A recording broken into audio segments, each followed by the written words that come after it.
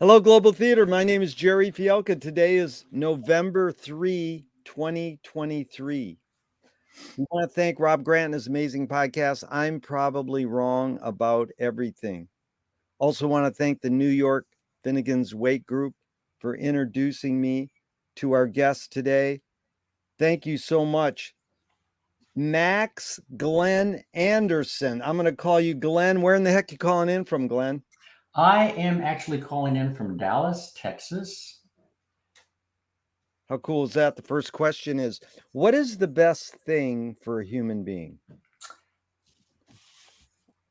I think about this from time to time.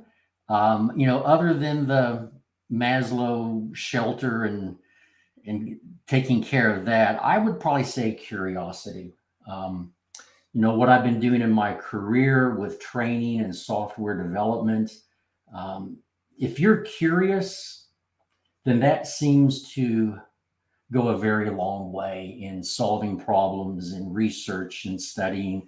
Um, I was doing a lot of work years ago for a financial company out of Chicago, and I thought I was training computer science majors.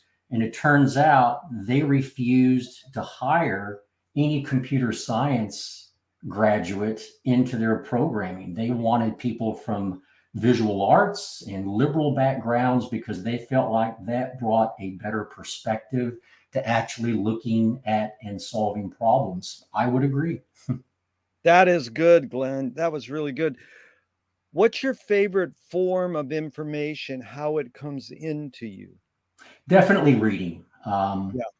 Watching, listening. What I like about the reading is it tends to uh, make it more, or it seems to be less influenced by emphasis or how someone presents the information. It seems to be a little more pure to me to just read it. Pure. Did you become a reader, one, because your parents told you to read, two, they did it as an example, or three, on your own? On my own. Um, I was always very interested in reading and pushing myself. I mean, I can remember in high school reading Goethe's Faust in German and trying to translate it to English. So I was always trying to just push the envelope, and that's kind of what re-sparked my reading during COVID. Was I decided that I was going to go back and reread classics and read books that were always on my lists, and that's where Ulysses popped up. So it was during COVID that I read Ulysses for the first time, and I absolutely fell in love with it and turned right around and read it a second time. And then, of course, Wow. and then of course, that led to, okay, I need to know more about James Joyce. And so, since then, I've read, I think, for the most part, everything Joyce has written. Including his love letters to Nora. And I just find it fascinating. So, and I've even been trying to read what Joyce was reading. Oh, Um, that's smart. You're smart. Okay, let's not get into Joyce yet, but that was sure, a great intro. sure. And why do you think humans collect information? That's interesting.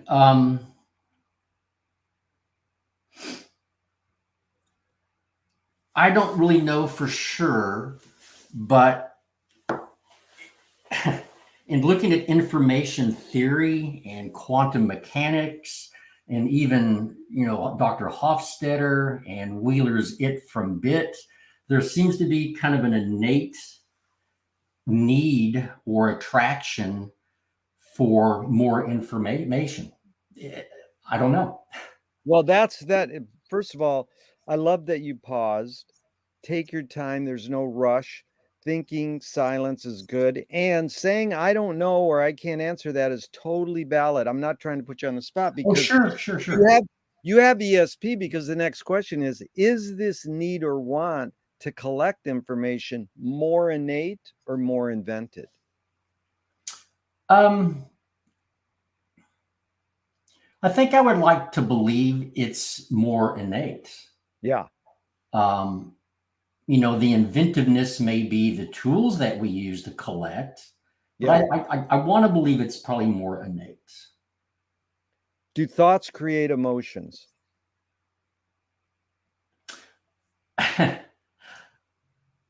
I would say yes.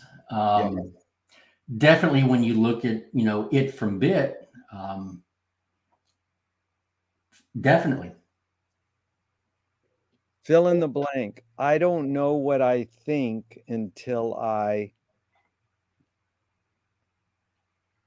Hmm.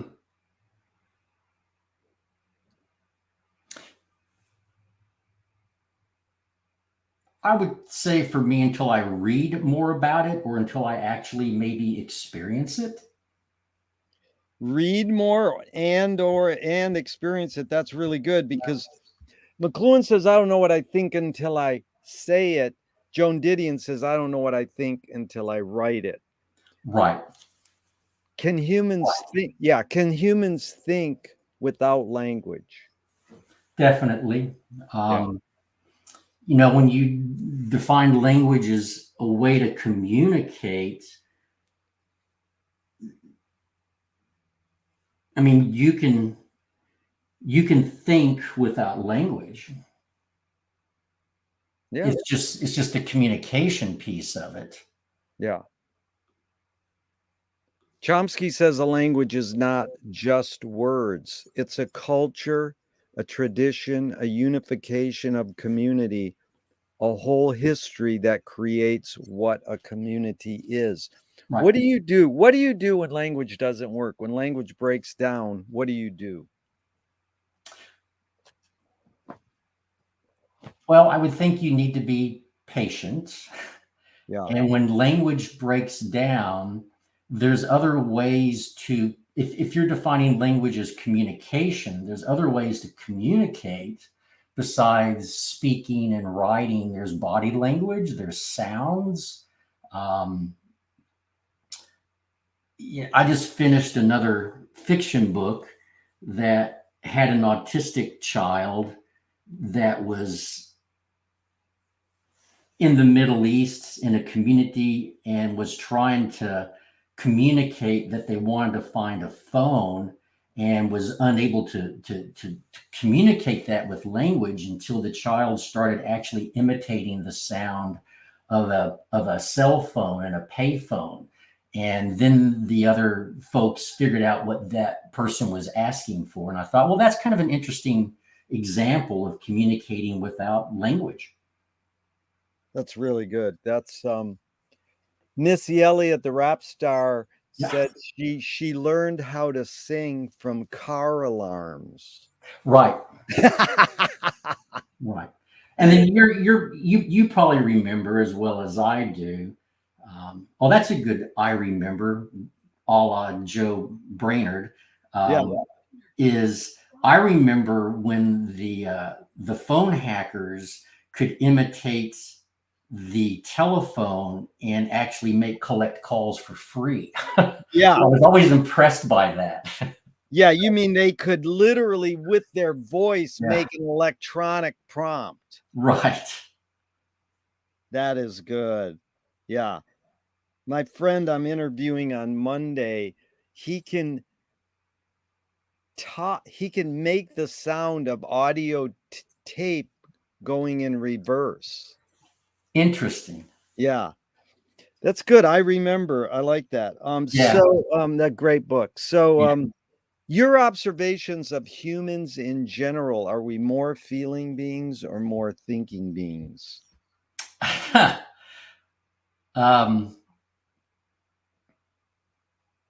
I've changed my opinion over the past several years on that.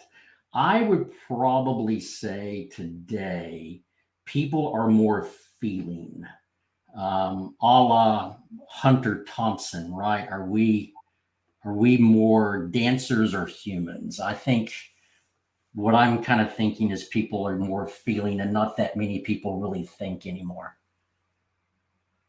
What's suss out that I don't know that Hunter says What's he? Hunter S. Thompson was talking about how we are, for the most part, a lot of people are just dancers. They are actually choreographed and manipulated. I think the Killers did a song based on that quote, but he was asking, are we more like dancers, just like a flock of sheep being shepherded, or are we more human, meaning we stand on our own and think for ourselves and make our own decisions? That's good. Yeah, I like that quote. Hunter was insane. Yeah. Okay, two Alan Turing questions from the 1950s. Is thinking a function of the soul?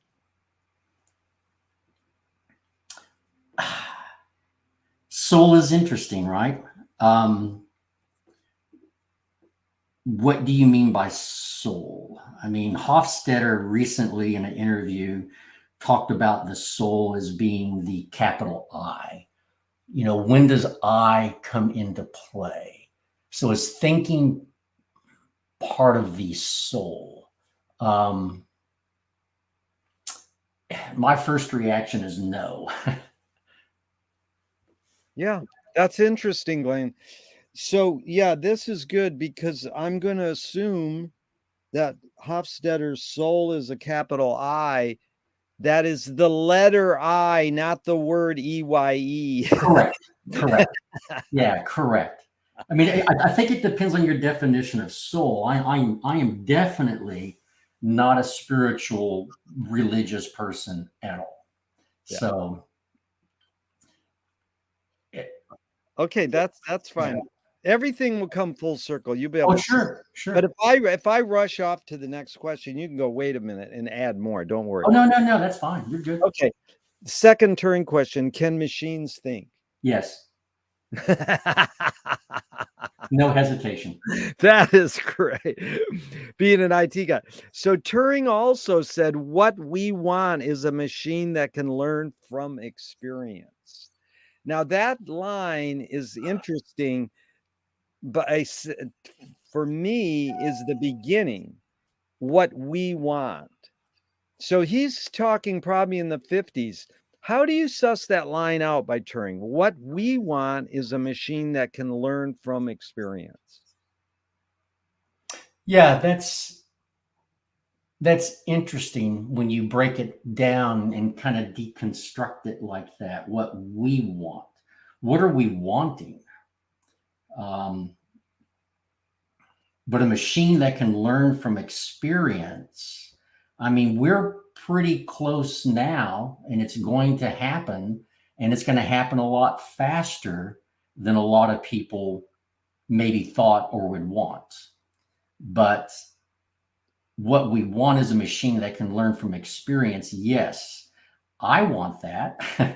I don't know what the answer is going to be. If there are answers, there may just be more questions. But to think about that, what are we really wanting? Are we wanting machines that can learn from experience to answer questions for us, to do more of the day-to-day tasks that we don't want to do or they can do faster? I'm not sure what Turing meant by that. Well, here's the follow-ups. T.S. Eliot said that, he had the experience but missed the meaning. So that's, you said, you liked information from reading and, pure direct experience. But McLuhan says this line, which I'm always trying to figure out. Everybody experiences far more than they understand. Yet it is experience rather than understanding that influences behavior. So to me, I might be off, but it seems like he's saying we should be having understanding shape our behavior, but we generally have experience shape our behavior. How do you differentiate between those in his line? Everybody experiences far more than they understand, yet it is experience rather than understanding that influences behavior. I like that. I'm actually okay with that. I mean, I'm absolutely fine with having mysteries and questions And I often kind of will say to my wife, there's a lot of things that I accept, but I don't necessarily understand. And I Yeah. don't, and I don't really struggle with not understanding it. I'm okay with there being questions and mysteries. Right. Um, that's what Bohr said to Wheeler back in 1939 is get ready to be surprised as they were moving into quantum mechanics. And so I'm perfectly fine with all of these surprises. So I think how I interpret that would be there's a lot of experiences that I have that I don't necessarily understand, but it does seem to influence my behavior. Yeah. Unbelievable. Niels Bohr, you mean Niels Bohr said Yeah. that in 39? He was, Yes. that's like, did he read the wake and then say, get ready to be surprised? Or Oh, did he come up with it before the wake came out? Like, we should get the exact date of the two things. well, it's fascinating you say that because I every now and then like even this morning I was walking the dog and I was thinking, holy cow, when you think about Joyce and you think about the wake and you think about things like three quarks for muster mark, and you Yeah, go, wait a minute, there's that word quark again. How come the physicists used that word yeah. quark? Like that's just fascinating to me. Oh, it's mind blowing because it's the only way most people will discount the wake. Right. Okay, went too far. It's gibberish. And then you go, well, a scientist used one of the words. Oh, really? Well, then it gives it some teeny bit of legitimacy. Well, it must be a little bit legitimate then. So Exactly. Someone smart enjoyed the book, so maybe I should give it a second shot. no, someone recently said, a lawyer said he works better because of the wake. He does his job better. And it's like, oh boy, Joyce would be, would he be happy that a lawyer works better? Yeah. Anybody working better. But another thing you evoked there was Auden basically says Hmm. the mystery of art is that we don't know if it activates or pacifies us. So for the first time ever, I'm sitting there reading the wake 2, 3, 4 times a week with a group of people out loud. And yesterday it hit me, or the day before, what are we doing this for? That war is the like killing the people across the world.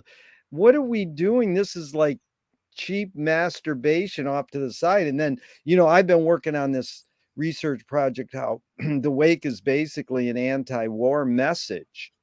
Interesting.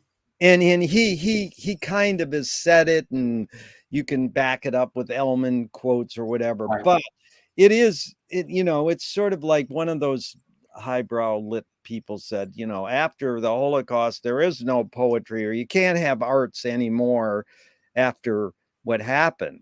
So yes, you can. And that's the thing. We don't know if art activates or pacifies us. We want to think it activates us, but maybe it just pacifies us. And maybe Hmm. that's not good or bad. Who knows? There was Mark Maron. We've seen him a couple times, and one of the first times we saw Mark Maron, he said something that I had been doing for a long time, which he said, you just need to go to a museum and sit in front of a work of art and don't think about it, just absorb it. It will influence, maybe it goes back to that experience versus understanding. It will influence and enrich what you do and how Yeah. you live. And Yeah. I used to get these, we used to do corporate training.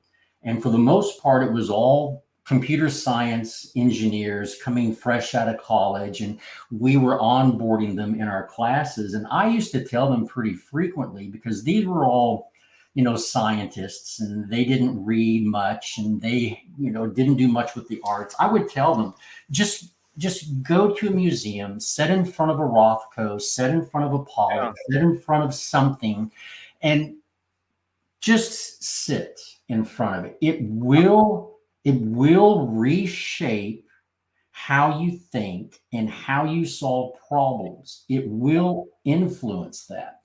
Oh, yeah. And I still believe that. Oh, it's totally true. Yeah, that's beautiful that you can. Okay, so do you more pursue happiness or more pursue meaning? Um, I would probably say happiness. I like pursuing meaning, but that's not really the end game. I, Yeah, I like the pursuit. You know, I'm constantly trying to challenge myself. Otherwise, I wouldn't be here with you today. yeah. Does the brain more detect consciousness or create it? Like, is consciousness there bubbling away and we're more so detecting it or more so creating it? Well, I would probably like to think it's a little bit of both.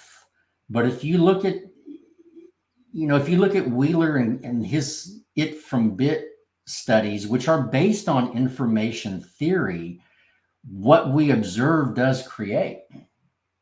So, um, yeah, it does create. What we observe, it does create. Yeah. Well, Yeah, you mean is that yeah, wait, what's Wheeler's first name? um, let me Oh, just. anyways, what is his book? It's it from it's John Wheeler was a Oh, physicist that okay, worked. John Wheeler worked with Bohr. He worked a little bit okay. with Kurt Gödel. Yeah. He was the physicist that coined the word black hole. Oh, wow. But And he's so, saying isn't he saying the same thing? Is it Heisenberg? If you observe something, it affects it. Yeah. yes, He's saying that. Yeah. yes, yes, So yes. yeah, but see, I got it from Viktor Frankl's Man's Search for Meaning. He says meaning tends to last and happiness doesn't necessarily last. Ah, interesting. But it's also the word pursue. Someone challenged. See, Yeah, I'm after it's me and you versus the wording on the questions. They're just exactly. it's like pursue. He goes, well, I don't pursue. This guy said the other day, I don't pursue either. They just happen. I don't, if you pursue them, you're fine, you're in Well, trouble. But I think we do pursue both. yeah, I think so. I mean, I enjoy asking questions and learning. And every time you learn something, I mean, it changes your whole worldview of things, right? You're not just sticking together little bits of information. It shifts everything around. And I like that. Yeah. That's Glenn. That's McLuhan's one of his main things. Matching and making. Right. So what's faster, speed of light or speed of thought? I would say speed of thought. Yeah. That's Well, what I would like to think. yeah, well, there's no right or wrong answers to any of No. these questions, but that one you got right.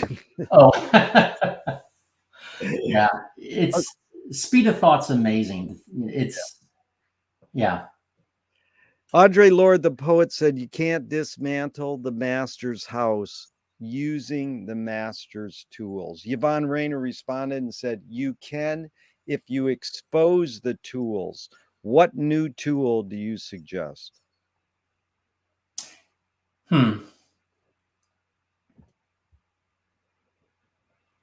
I would like a tool that lets me be able to communicate better with other people. And I'm not talking just a Google Translate language.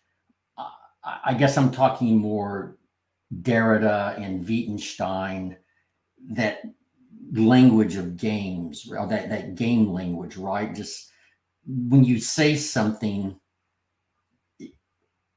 I want to know what are you really trying to communicate? I hear the words, I Right. see the structure and form, but what are you really trying to communicate? Really? Oh, yeah. So you're saying, did you say game GAME or GAIN language? GAMES, Wittgenstein's language games. Games, yeah. But it did come off gain language. Like Yeah, you gain Oh, something. But like you're gaining something. Got it. you know this one? I'm freaked by this quote. Don Marquis, the guy who did Archibald Oh, books. right. If you make people think they're thinking, they'll love you. If you really make them think, they'll hate you. I mean, that's almost what you're I mean, what Glenn, are you asking for a tool that doesn't exist? Or you're saying, well, that we sort of have tools that can help us communicate better, or you're saying, I wish we would come up with one? I wish we would come up with one. Well, we did. That's Finnegan's Wake.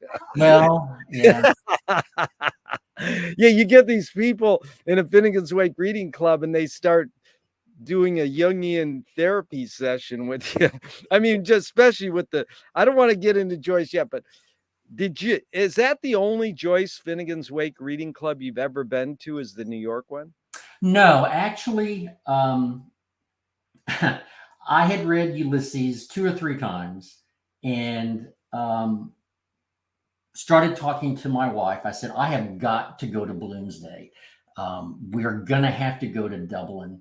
And she said, well, heck, if I'm going to go with you to Dublin, I might as well read Ulysses. And I said, well, somebody told me this a long time ago, and I agree with it, that the best way to read Joyce is to listen to someone narrate it Yeah. in an Irish accent, or listen to someone from Ireland.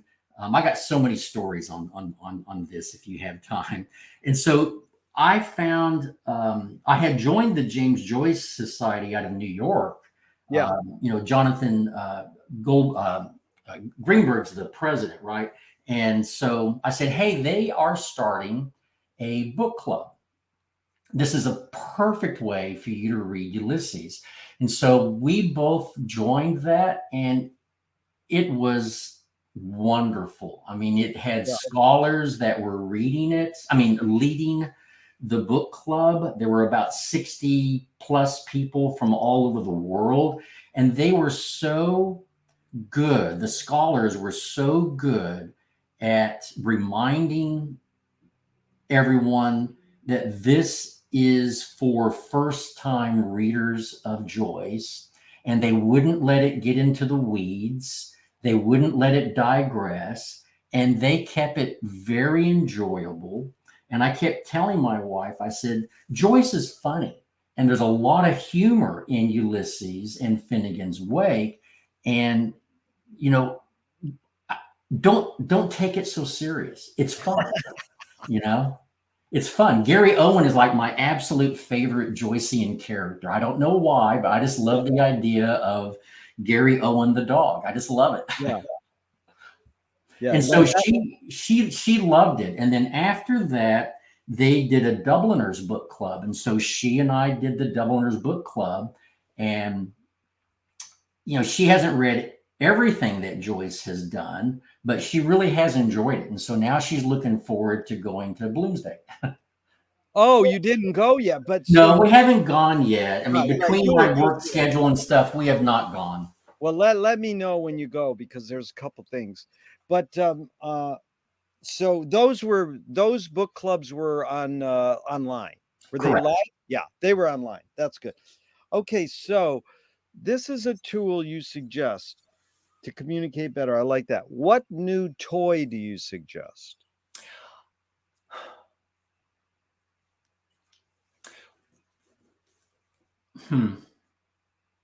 I've thought about this, and I've actually have written some mobile games for this, but I've got a deep history with coaching young kids on creative problem solving, participating in competitions.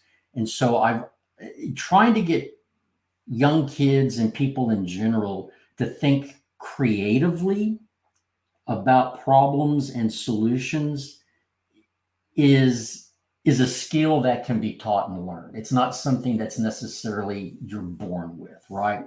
And so I would love to create some type of toy, because I think making it fun and gamifying it is great. That would help people become, I guess, more creative. Yeah.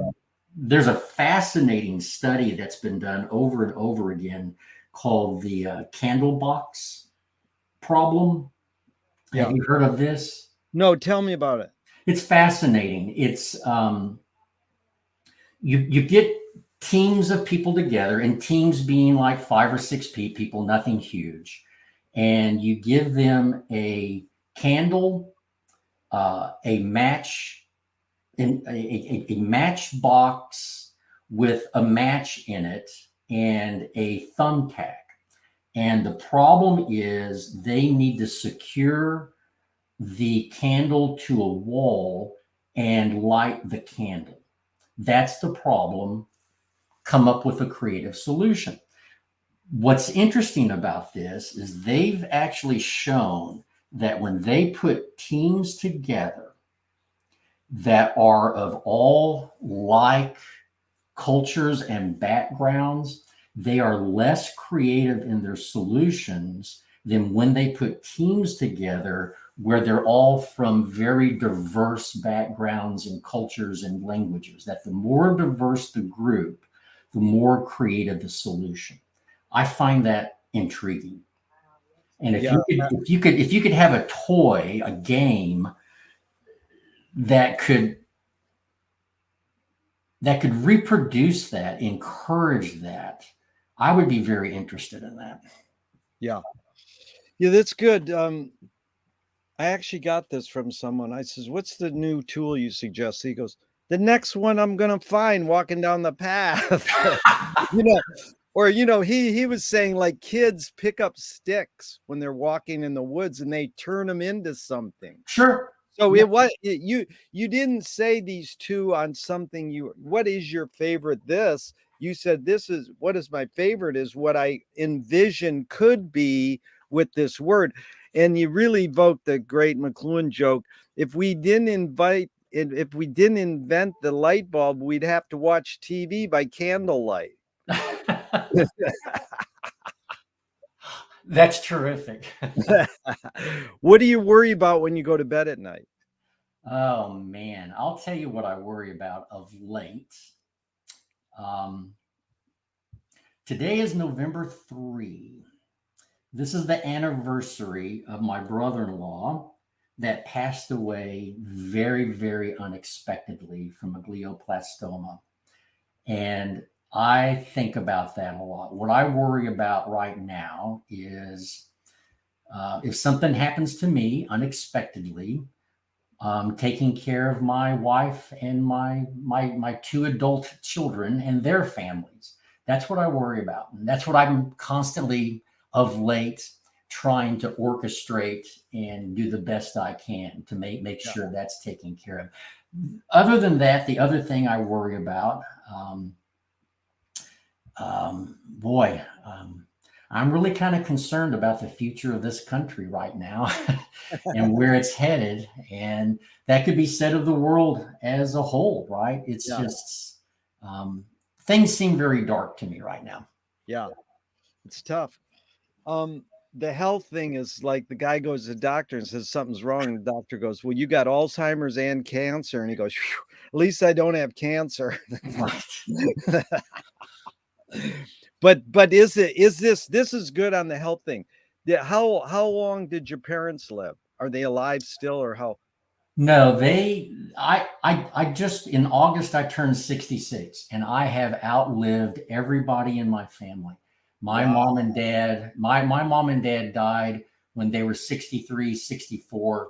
My father cancer, my mother um, congestive heart failure. Part of it I think was their lifestyle. I know you got a music background. I got so many stories I can tell you. With my father was also in music. Um, yeah, I spent my 18th birthday with my dad taking me to a music conference at the Lake Geneva, Wisconsin Playboy Club. I've had so many stories around that. So my dad lived the rock and roll lifestyle, and didn't live very long.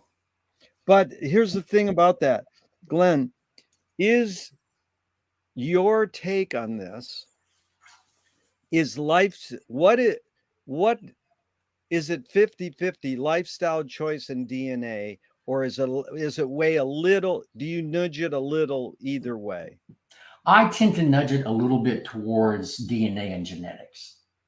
Over lifestyle Yeah, choice. Yeah. yeah, I do. I do, because with that said, my dad and mom drinking and smoking and drugs. I've known people that are still drinking and doing drugs and smoking, and they're in their 90s. So it's like, Yeah. I don't know. Yeah. You know? No, but that's what I'm after, is hunch, guess, intuition. Because you being in IT, you're a linear thinker, but there's something about you that you also go, Yeah. no, not just that. I'm not left brain or right brained 100%. I'm not, like do you think you're 50-50 right and left brain? No, I think I definitely lean much, much stronger on a more creative arts side. But Uh, you're saying you're more right brained. yes, I am And definitely more right brained. but your career is more left brain. Not But really?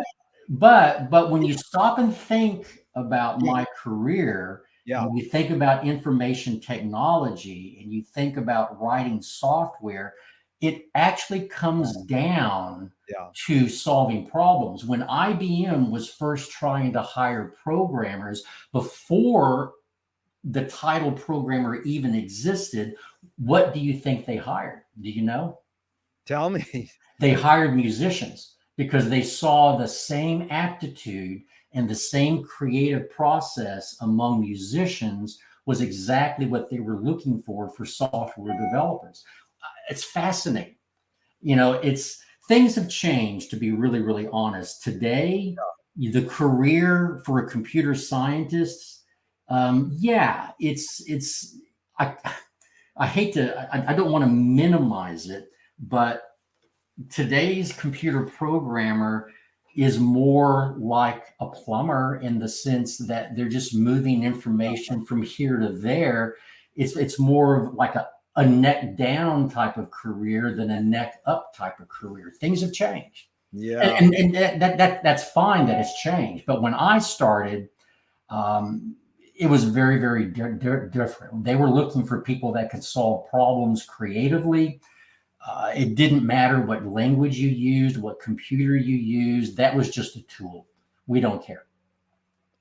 Amazing. I cannot wait to tell my friend this is what you just said, because it will really resonate with him. He's an amazing musician, but he went into writing you know, uh, into programming and coding Right. and And I do find, and maybe this is where I come full circle to saying, I really thought I wanted to be an artist, and I realized I didn't have the talent, so I moved on to other areas. I find a lot of creativity in writing software. yeah. Yeah, you really anticipated what I was asking you before we started, because I'm trying to say, well, do you have any like hobbies or pursuits on the side? Like, so that really nailed it there. But this is I studied Snapchat because it was a rich kid in Santa Monica, and he went to like Harvard or Yale, and then Right, he didn't want to grow up and work for the man, so he mocked Facebook. right, He said, "Well, why don't we just make this thing that disappears immediately, like a mockery?" And all of a sudden, he's like humongous, and right. and so I studied where he came from. I'm really intrigued because he sort of invaded my hometown of Venice, California, and bought every building, and everybody freaked out. It's like, oh my god! And eventually, whatever, doesn't own the town, but uh, the thing I was studying, there's two things actually, because he came out of the book Unbearable Likeness of Being, Right. which was really freaky for me, because I was like, well, what did I started interviewing people? What in this book caused this person to do this? Hmm. Then I was reading he hired fashion people, arts people, film people to advise him on writing apps or platforms or software. And it was like, what? This is exactly what it seems. Yeah. You that's what IBM was doing when they were hiring musicians. And there's one other thing. Thelonious Monk said music is math. Yes. And it's like the last thing you think when Monk is hitting, like, one, well, Monk is almost evoking Zappa's great line, 1 + 1 = 11, Right. 2 + 2 = 22. Well, That's right. that's correct. If you put a 1 in a 1, it's 11. No, it's not. 1 + 1 = 2. That's it. Well, you'll appreciate this with your background. I've got two or three experiences, memories that are at the very top of my greatest experiences ever.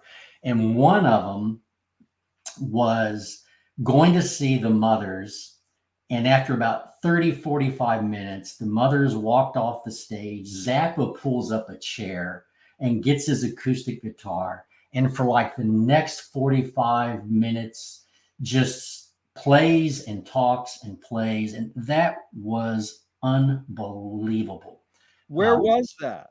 That was here in Dallas, Texas, years and years and years ago. But Well, always a huge fan of what that. was the year about?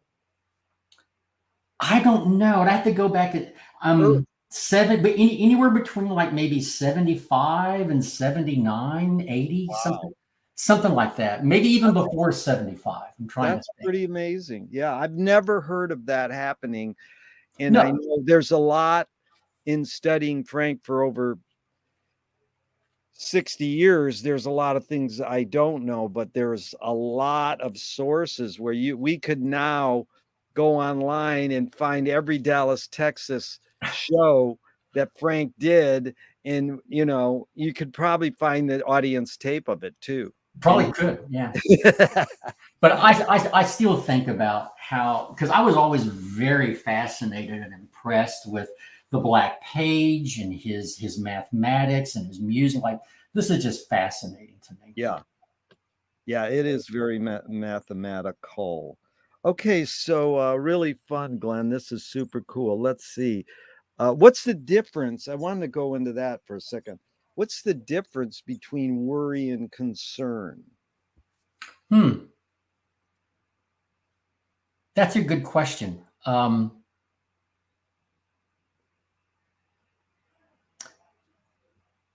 I guess my first thoughts are, concern might be healthy.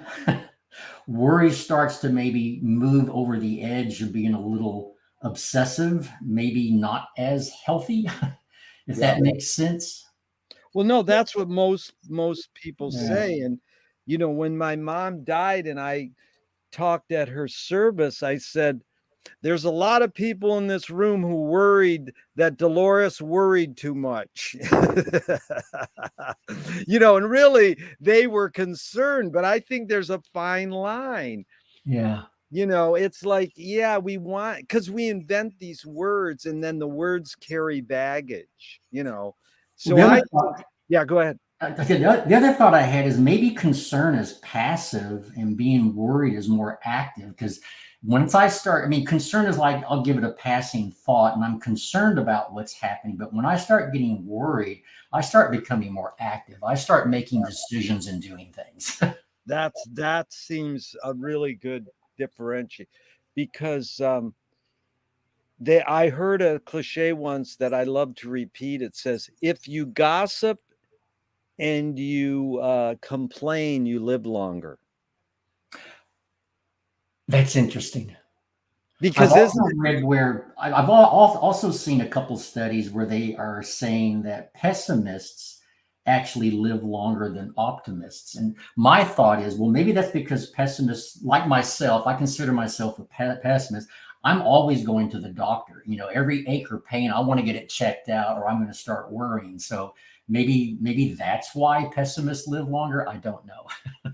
that's great because they asked McLuhan, are you an optimist or a pessimist? He says, I'm an apocalypse. We're fucked. Now, he didn't say those words, but basically, apocalypse etymologically means to reveal. Right.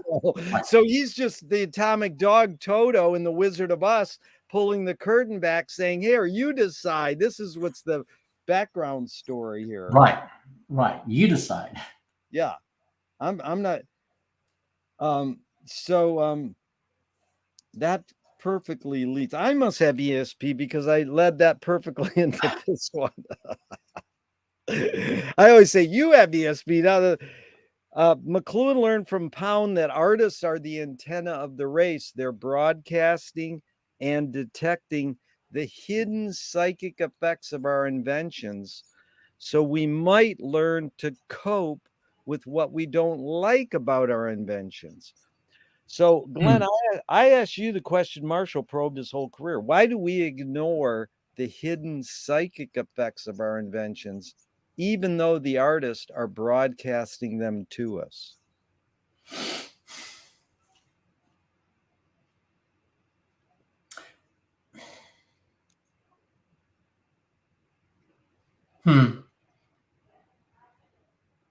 I guess my first reaction is trying to put some context to the words here, of artists broadcasting psychic connections.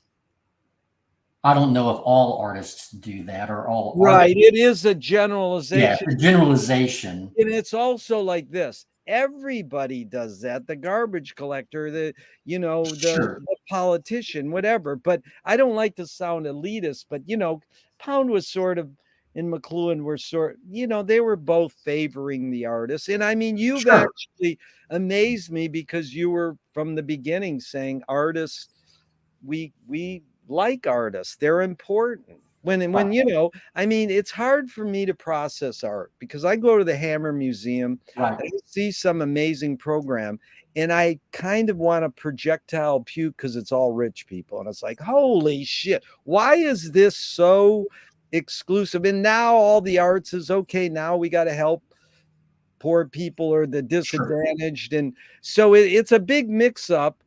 And it's like whatever Breck said, it's a mirror or whatever art is, but there's something about maybe the question is like, there's something about us embracing cars or embracing cell phones.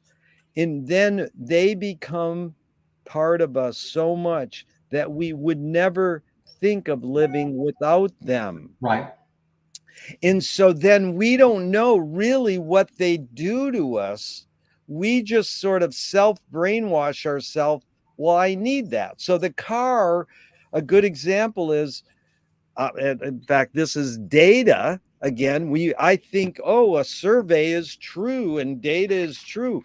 So I read somewhere, that the normal American spends a third of their work year per year just paying to get to work.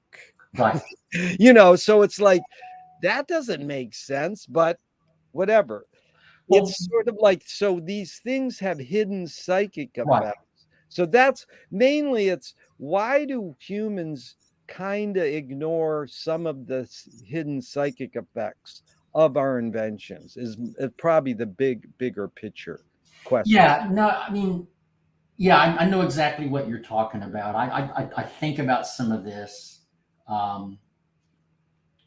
and I don't know why we necessarily ignore it. Maybe because it's more convenient. Yeah. We do get very quickly attached to items and ways of doing things, that whether or not it makes it actually more convenient or we think it's more convenient, we do get very attached very quickly to certain things without thinking about, I guess, those consequences, right? Um, there's a great book by a geneticist named Spencer called Pandora's Seed: The Cost of Civilization. Have you read that book? No, tell me about it. I think about it in this exact same context, where Pandora's Seed, The Cost of Civilization, talks about those inventions that we have come to accept that we don't think about the cost of this. Yeah. For example, how we used salt to pack our meat and our supplies in to keep them preserved as they made their way across the ocean. And that was a good thing in providing more food to people, but the cost of that is now hypertension because of our dependency on salt, or our consumption of salt. Or if you think about how we moved from hunter-gatherer societies into agricultural societies, the cost of that has been now living with animals, right? And now we have swine flu and we have diseases that we otherwise wouldn't have had if we weren't living in an agricultural society. So there is Yeah. a cost. There's a cost to things. Yeah. And I've got friends that have done studies on the cost of living with a cell phone, and having the cell phone in your pocket being that close to radiation and causing cancer. Oh There's a yeah. cost to this. Oh yeah. Um, No, so this is good. why do we ignore it? Yeah. Well, the convenient line is good. Keep pondering it. It's real. You're really a deep thinker, Glenn, and I appreciate it because I'm learning a lot. But also, you're very articulate and you're concise. But what I like is that you're still in the long run going, I still need to ponder this a little more. Need to Like, think about it some more. like, can machines think? Yes. And Yeah. then it's like, okay, he can ask, but then okay, so this is McLuhan's thing where everything has services and disservices. So everything we have and then have both. And if you take a point of view, then you're going to limit your learning, or you're pondering and wondering how it really has changed our behavior and how the environment that it creates shapes your behavior. The fact that salt preserving meat has done that specifically, but also that's created an environment. Like the two flips are my dad, when the health food started becoming a fad, we said, Dad, don't eat that. It has preservatives. And he went, I need all the preservatives I can get, which is a great line. And he did live till like mid-90s or something. And he had prostate cancer and blah, blah, blah. I mean, whatever that, it was a funny statement, but it ringed of true. But then I asked a friend, these two friends of ours, they used to come to our wake meeting. They were like German Holocaust survivors, German Jews, Holocaust survivors. They lived till they were married for like 75 years. Wow. And they were still together, and they were an amazing couple. And I like, how did Alfred live so long? Because he died, and she says, well, he quit eating salt like 20 years ago. And every time I see the salt, because my wife puts food on her salt, Oh, got it. I mean, and my dad did that too. He over salted everything. Well, the other thing I think about is I used to run a lot of marathons, and I think about Jim Fix, and I think here's somebody that watched what he ate and exercised and ran, and yet he died young. I mean, Yeah. so and I think about this. I think about when I was out there training and running marathons. I could have been hit by a car. I mean, so for all the planning that I did to try to be healthy, I don't know. Yeah. Yeah. No, that was good. So are you okay? So we did the uncovered. Now, do artists have moral obligation? No, I don't think so. Yeah.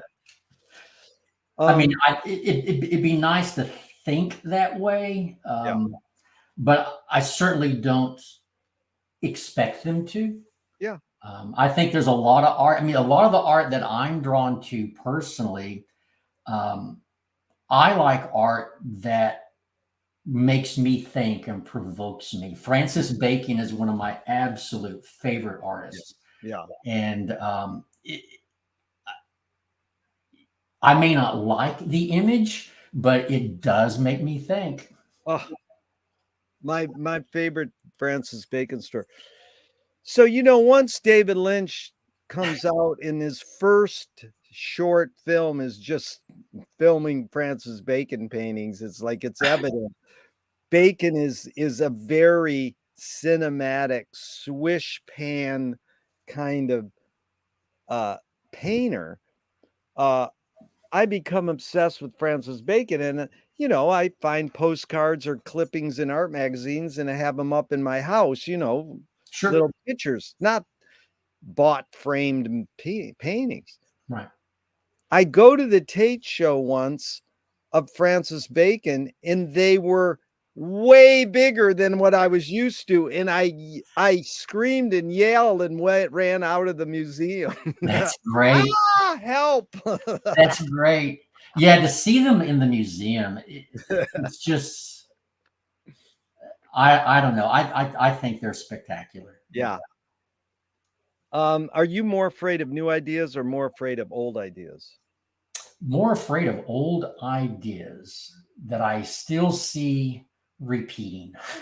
Yeah, But yeah, I'm definitely afraid of old ideas. The more things change, it doesn't seem to change. yeah, We went to see John Waters here the other night in Dallas. And one thing he said, I keep thinking about, which he said, I really wish what we could do is take all of these racists and just give them a ticket to travel the world. And I think about that. And, if they could just travel and get out of their bubble and meet other people and meet other cultures, I think it changes you. yeah, And I think it changes you for the better. yeah, And I did agree with that. It was an interesting show. That I agreed with very much. yeah, yeah. It's amazing. Right now in LA, he's got this show at the biggest film museum on the face of the earth. Right. It's like, what? Yeah. John Waters? Yeah. So I'm riding my bike down the street and it says Pope the Pope of Trash. Pope of Trash, and it's got a picture from one of his movies on a billboard. I know. And I'm like, God save me. What has the world turned into? Even though, I was one of the first ever show Waters on campus and I've had some encounters with them over the years, but it's just like, does that mean we've progressed? It's sort of like Kenneth Anger dying. And he's an important filmmaker, but I'm not a fan. But he said a statement that I'll continue to repeat. The day cinema was invented was a black day for humankind. Interesting. Yeah, if you look at John Waters and Kenneth Angers, that is a black day for humankind in a way. But in a way, you're saying the artist does not have more obligation. That's the beauty of art, is that it fucks your shit up, and then you go, I could do that. Well, and I'll hear people. I got in this really. It wasn't heated for me, But I got into this conversation with somebody about uh, modern contemporary art, particularly abstract impressionism, and they were just getting angrier and angrier about that. And I kept Yeah, saying, why is this eliciting such a hostile emotion in you? I just think that type of art's horrible. I could do just as good as that. And I kind of said, then why don't you do it? I mean, I exactly. I challenge you to get a canvas and some paint and do it. Oh, exactly. You know, That's well, two things I would say. Did you go, do you know abstract expressionism was helped prompted by the CIA? that's Look at what right. it look what it's doing to, like, you didn't even go when I said that. That's a fucking conspiracy theory. Well, it's kind of documented. Whether you want to call it a conspiracy theory or not is one thing. But what I would say is what Sun Ra said. Guy Uh, went backstage and he goes to Sun Ra. My kid could play that. Sun Ra's hitting the piano, and Sun Ra went, but can he transcribe it? that's good. That's good. The uh, the other musical memory that is way up at the top of my list, and I think I am so fortunate that I was able to do this, that in Dallas, Texas, back in the early 70s, I got to see John Cage perform. And I No. I just I think about that performance a lot. Yeah. Yeah, you got reverse ESP because I didn't. So the what's more important, old ideas or new ideas? I New. got that from a Cage quote. Oh, really? In Okay. just about 10 seconds ago, I was going to go, well, Jerry, read the Cage quote to him. And then I thought, no, well, I'll just move on. So now I have to say the Yeah, Cage. yeah, yeah. I can't understand why people are frightened of new ideas. I'm frightened of the old ones. That's John Cage. I love that. I love that. Cage is amazing. He's one of my heroes. And here's Charles Kettering, who invented the intermittent windshield wiper. Right, right, People are very open-minded about new things as long as they're exactly like the old ones. right. That's right. Yeah. Okay, can you conjure up your earliest memory ever or one of them? Huh. I think about this from time to time as well because I I read this study that talked about all psychologists and psychiatrists are trying to get to the first memory you can have of when someone told you no and how you responded to that. And I thought, wow, that is if that's true, then where does that take me? And I can conjure up a very, very early memory, but it's not of being told no. My earliest memory that I can think of is I grew up in San Francisco area in the Bay, but I can remember playing at a window in my house and it overlooked Disneyland. And I can remember seeing the fireworks at night.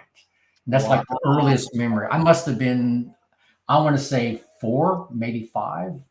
that's a cool memory, isn't It's it? a very cool memory. Yeah. Which gets me back full circle to I don't know why I'm in Dallas, Texas. Well, But it's that's funny another whole story. because if you met Duncan, one of my heroes, who's in Austin, Texas, and I've met him through the Finnegan's Wake world. Um, he will say something that I say now. I mean, I've been in awe of fireworks. They're amazing. We just watched them in the Manhattan movie by Woody Allen. It's Oh, beautiful. He goes, what a waste of money. And it always reminds me, I'm in Venice. Next to me is Marina del Rey. right, Every July 4th, they right, spend $1 million right. on on fireworks. I go, feed the homeless. What are you spending $1 million on? And I mean, there's services and disservices to fireworks, and so what can you say? I mean, maybe it inspires someone to do something to help other humans, so Yeah, I don't know. I'm with you. It's yeah. it's tricky. Is memory more a curse or more a blessing?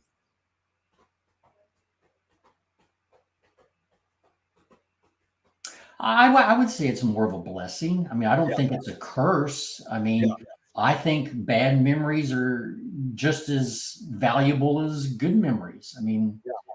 yeah. Tell me someone within your immediate family, then outside your immediate family, just briefly, who had an impact on you, kinda like a role model, and what specifically was that impact? Interesting.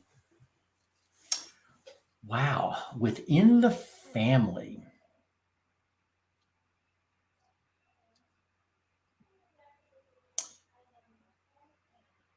Tricky to say. I mean, I would probably say within the family would be my father, and not necessarily in a good way. Yeah, no, that's fine. What do you think you got from them?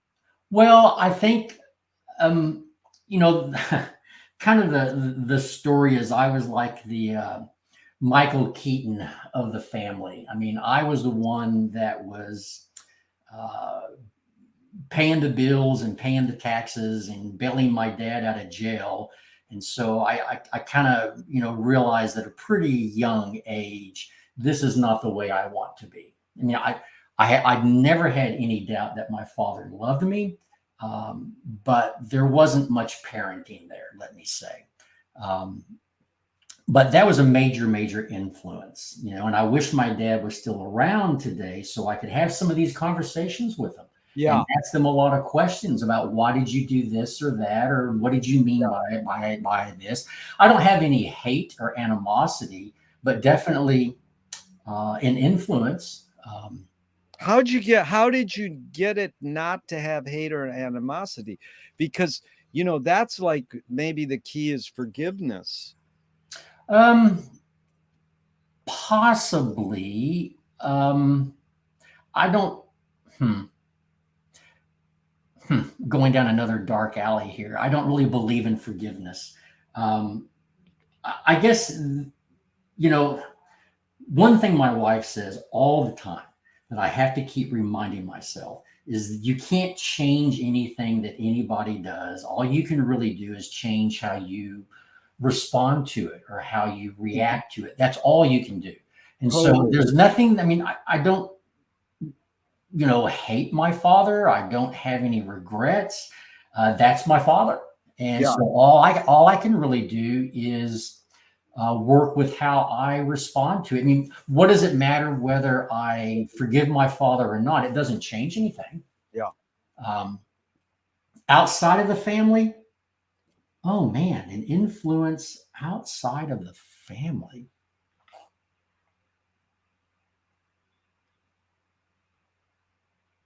Well, we get to come full circle, right? I would say of late, it would probably be something like James Joyce, to be honest. I That's mean, great. I would absolutely love, and I know there's been short stories written about this, but I would absolutely love the opportunity to like go to dinner with Yeah. James Joyce and just ask some questions. And it may very well be, I think about this because I think about the artist's intention and new criticism, and I it does shape me. For example, I really, really do appreciate Ezra Pound for what he did for artists, but as a person, I Yeah. don't think I would want to be in the same room with him. Yeah. Um, and so I would be disappointed to learn that James Joyce was anti-Semitic or had Yeah. these racial thoughts, I would be very disappointed. I don't know if that would take away necessarily my enjoyment of his work, but I would like to think he was a nice person. Yeah, separating the art from the artist is hard, It's and hard. it can apply, but there's some people will go, well, it does apply, but there's some exceptions. But back to your parent thing, I'm just curious because Frank Zappa said he wrote a anti-drug commercial PSA, and it said, "Don't do speed; it will turn you into your parents." And Ah, and I thought that was funny because in the long run, I think we become our parents, but, like, if your parent is an alcoholic, maybe it's in DNA and you become an alcoholic. If your parent's an alcoholic, you see what it did, so you don't become an alcoholic. So you become, you're influenced by how yes, your parents are present in your life. yes. And so then Oscar Wilde, see, when my friends were turning 50. I'm 70. When my friends were turning 50, I asked I saw that my female friends were um, uh, turned off that they were becoming their mother. They're just like, oh my God, I'm becoming my mother. My male friends weren't going, oh, I'm becoming my mother, because we're really raised more by our mothers than our fathers. Boomers were. But Right. Oscar Wilde said, men, women fret becoming their mothers, men don't, and that's their problem. Ah, interesting. But So that was Oscar Wilde. it is a funny thing of how much we become our parents, and how much, that's you what you said was interesting, because when I ask this question, I say, tell me someone outside your immediate family who had an impact on you. And sometimes they don't hear kinda like a role model, but that they can apply that. And you went, "I can tell you how someone had an impact on me." And this, it was actually Stan Brackage's wife Hmm. for 30 years. I said, "Outside your immediate family, who had an impact on you?" And she said, "Hitler." And I was like, "What?" And it was not that she was pro Hitler at all. It was that his presence in her life had this huge impact on her. And she was saying that's something that had an impact on me. I mean, you saying Joyce, it's interesting because, I mean, in essence, we're going to let's go into Joyce in a couple minutes. Let me do these other Sure, couple, sure, sure. and then Yeah. we'll go into that because it'll be interesting. Okay. Did your parents raise you a particular religion? Well, um, here we go. Um, my mother and father were Catholic. Um, I would love to have conversations with them if they were alive that would be how would they have voted in the political election? Were they pro choice? I would love to know where they stand. I don't ever recall having those conversations with them. I Yeah, can say from some memories, I think they were probably very liberal, I yeah, want to say, but I don't know for a fact. yeah. So they did go to mass. They did send me to Catholic education, catechism, from, I was telling my wife this, from every Saturday from like 8 in the morning till noon, I was in religious education, and it ended every Saturday with going to mass. And I still look at that to this day as child abuse. And they got me to confirmation, and I barely got across the line on confirmation, and I never went back. Um, when I met my wife, she was never baptized, never religious, and she wanted to convert to Catholicism and get married. And so I went back through religious education with her, and we practiced for a little bit. But then that didn't last long because of the issues within the church and the covering up of priests' activities and abuse. And I never could buy it. I could never, ever, ever accept what they were wanting me to accept. And so um, I'm definitely an atheist, probably always have been. Um, so yeah, they Okay, tried to raise me Catholic. It didn't stick. that's good. Glenn, Yeah. do you pray? No. If God exists, what would you like God to say to you after you die? um, I guess I decided to believe incorrectly, I suppose.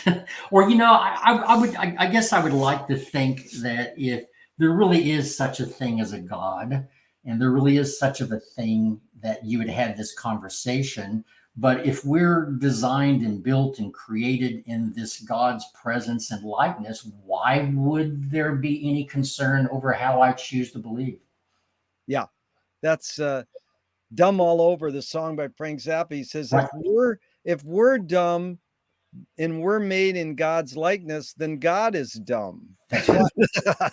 Right. And maybe a little ugly on the side. Okay, do evil people exist, or does evil use people as a vehicle? Well, I'm not too sure about the cause link there. Um, I do think evil people exists. Whether or not it's, I don't know what the cause and the link is, but I do think it exists. I would probably go further and say I think most people are evil. I think there's fewer nice people than there are dark, evil, bad people. Yeah. The real question, Glenn, I'm asking is how do you advise someone to deal with an enemy? And I'll set it up. Alan Watts says, if you Yeah. acknowledge your enemy, you empower them. Coppola stole from the Mob and the Samurai. Keep your friends close and your Your enemies enemies closer. closer. JFK said, forgive your enemy, but don't forget their name. And Fellini says, I need an enemy. So it's a I, lot of thoughts. The basic question is, how do you advise someone to deal with an enemy? But first, how would you respond to Alan Watts? If you acknowledge your enemy, you empower them. um,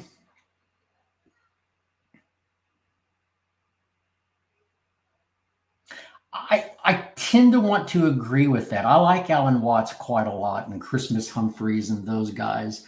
Um, yeah, I think if you acknowledge your enemy, it empowers them. I mean, look what's going on with Trump today. I mean, I get a little irritated with the media giving oxygen to that. It just seems to empower it. Totally. Um, However, if you don't ever mention it or ignore it, that's an issue as well. Yep.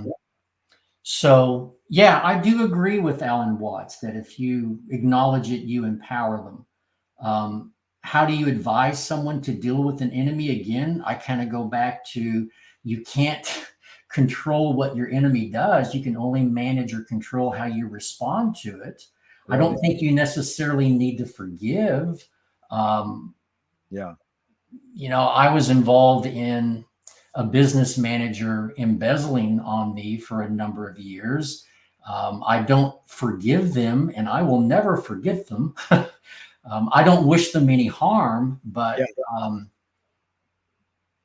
Yeah. You're teaching me a lot about forgiveness too. That it's really good. But this is Nassim Taleb. Games were created to give non-heroes the illusion of winning. In real life, we don't know who wins or loses, but we can tell who a hero is. Then my friend said, well, villains don't think they are bad. They want control. Heroes want freedom. Gregory Bateson said, if the criminal gets caught, does he go, whoa, my criminal skills weren't up to snuff that day? Or does he go, whoa, I did something socially and morally wrong? It's a lot of prompts, but does punishment work?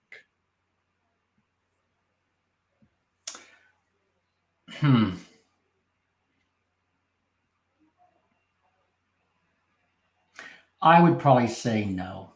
Yeah. I would say no. there's a lot of issues swirling around that for me.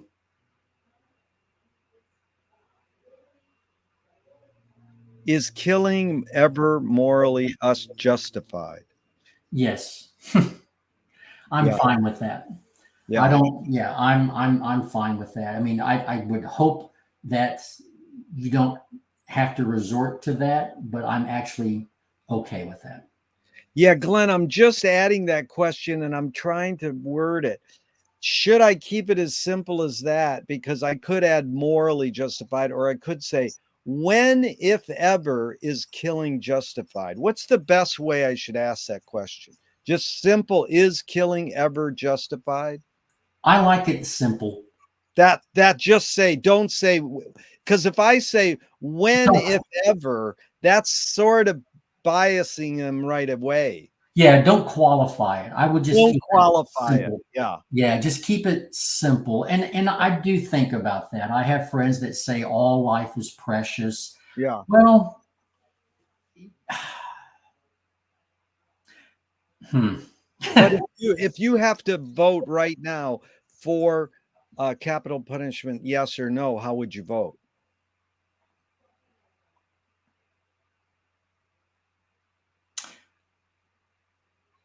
Man,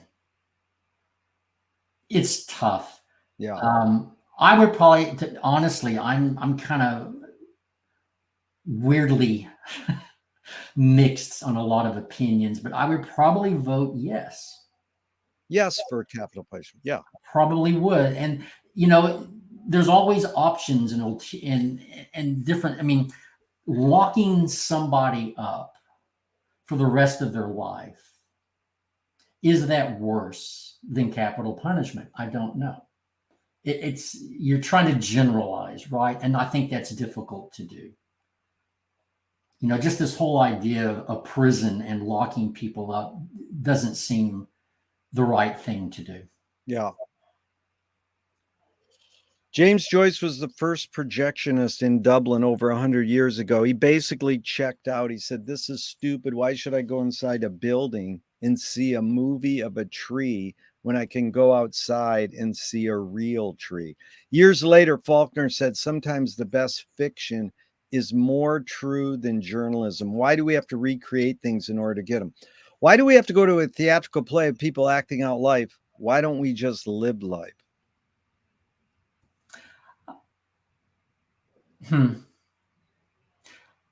I enjoy going to plays and going to museums and listening to music. And I don't see it necessarily replacing the life. I think it maybe accentuates it, it emphasizes it.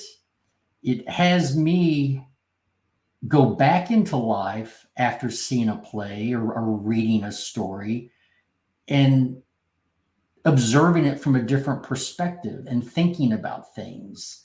You know, I can remember reading Ibsen, A Doll's House, and we went to New York, I guess a year ago, last September, I can't recall now, or maybe March, whatever. And we saw A Doll's House in New York. And, you know, the takeaway from that, you know, for me, I leave that performance and I do start observing, well, am I in a doll's house sometime, you know, or do, you know, does my wife feel this way, or my, you know, my friends, that they feel what these characters feel in this play? So I don't know. I don't think it's a mutually exclusive situation. I think going to plays and art, I think it improves for me experience. Yeah. Very good. Walk us through just briefly your life's calling. You know, you go to high school and college mainly emphasizing what are you studying, and then what was the tipping point to go, I'm going to be IT, you know, I'm going to go into IT, information technology. Well, um, one of You my could also, Glenn, just to you could also, what's your tipping point when you said, I first wanted to become an artist? I wanted to pursue art. sure. What's your tipping point to be artist? What's your tipping point to go into IT? Both of them. Yeah. Well, it, um, what I used to always kind of tell these college graduates in our training programs is because they come out of computer science backgrounds in college where they follow this agile or waterfall approach to things where you have to study the problem, come up with a design, and then implement the design. And I used to always deliberately try to blow them away by telling them design's overrated. I mean, to quote Mike Tyson, everybody has a plan till you get hit in the face. I mean, so uh, I just heard that quote yesterday. Herzog's making a documentary about Tyson. That is great. Everyone, I didn't quite get it when they said everyone has a plan until you get hit in the face. I know I love that so much. And then um, um, the Amazon CTO, Werner Vogels, he said everything fails all the time. And so I think about that. When I wanted to be an artist in high school, I thought that's what I wanted to do. Yeah. I realized pretty quick that, and I was told this by folks that were consulting with me, advisors and such, that technically you're very good. You can duplicate what other artists do. You can draw, you can paint. You're very skilled with the tools, but you're not an artist. The creativity, it's not there. That's exactly what they told my daughter, who wanted to be an artist, but was told the very same thing. So she went down the academic path and is now a professor at USC. My other daughter is the artist. She's the one, and what I kind of sometimes would see between my two kids is if if my if if my daughter Max in Brooklyn couldn't create art, she would not exist anymore. She would die.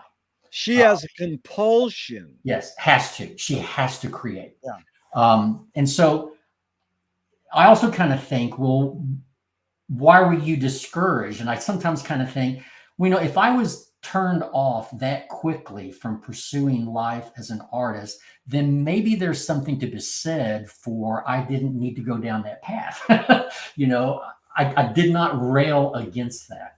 And so I went to college, not for art, but back in the day, computer science didn't exist as a major. But I did know that what I wanted to do, the only reoccurring that idea that I knew I wanted to do is I wanted to own my own business. That's what I knew I wanted to do. And so I got my college background all in marketing and business, how to run a business, how to do the accounting.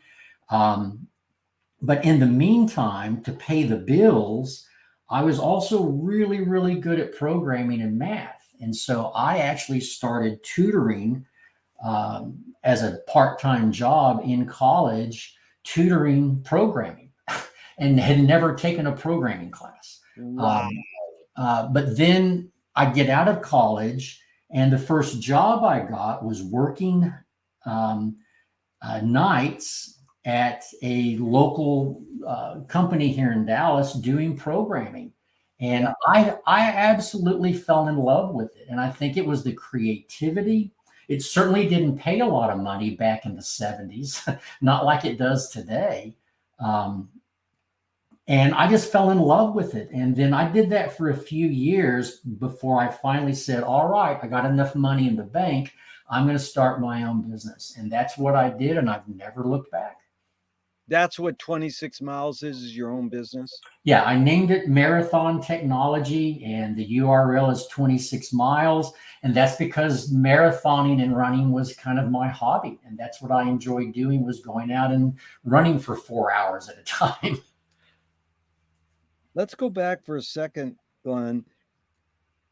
They said, "Oh, you're not showing that you're gonna be an artist," or however they worded that. Mhm. They also told your daughter Max that, No, they, which oh, no, go ahead, clarify, yeah, which okay, I have two daughters, Emily and Max, and they told Emily that she was she was not an artist. And but she was very academic, and so she went down the academic path. And so instead of being an actual working artist, she teaches art. she teaches it, but Yeah. but Max, did they tell her, "Oh, yeah, it looks like you're inclined to art," and they encouraged her, and no one was discouraging her? No, well, the story I like to tell, if you got a moment, Yeah, is when we went to portfolio days, which is where all the art schools come together, yeah. and the kids go through and just and walk through their portfolio. When it came to Emily, my oldest, they took a look at it and said, you really might want to think about a different path here instead of being an artist. And then 4 years later, I'm going to the portfolio days with my other daughter, Max, and I'm in line behind a young girl waiting for Max to come and get in line with me. Max was at a different booth. So I'm standing in line, and this young girl in front of me is going through her portfolio. And we were at the table for SCAD out of Chicago. No, I'm sorry, not SCAD, the Chicago Institute, SICD, what is it? I forget, whatever. The Chicago Institute of Art. Um, and the person behind the counter with the art school flips through this young person's portfolio and says, I have one question for you. What is 2 + 2? And she said 4. He said, that's exactly what I see here in your portfolio is 2 + 2. You're doing the numbers, but I don't see any art here. And she just breaks down and starts crying and leaves. Meanwhile, Max comes back and gets in line with me, and the person from the school is going through Max's portfolio, and the person says, give me a moment, and leaves, and then comes back and hands Max and says, here is a full scholarship to come to our art school. And we walk away from that, and I told Max, I said, that just blows my mind. You got an offer for a full scholarship.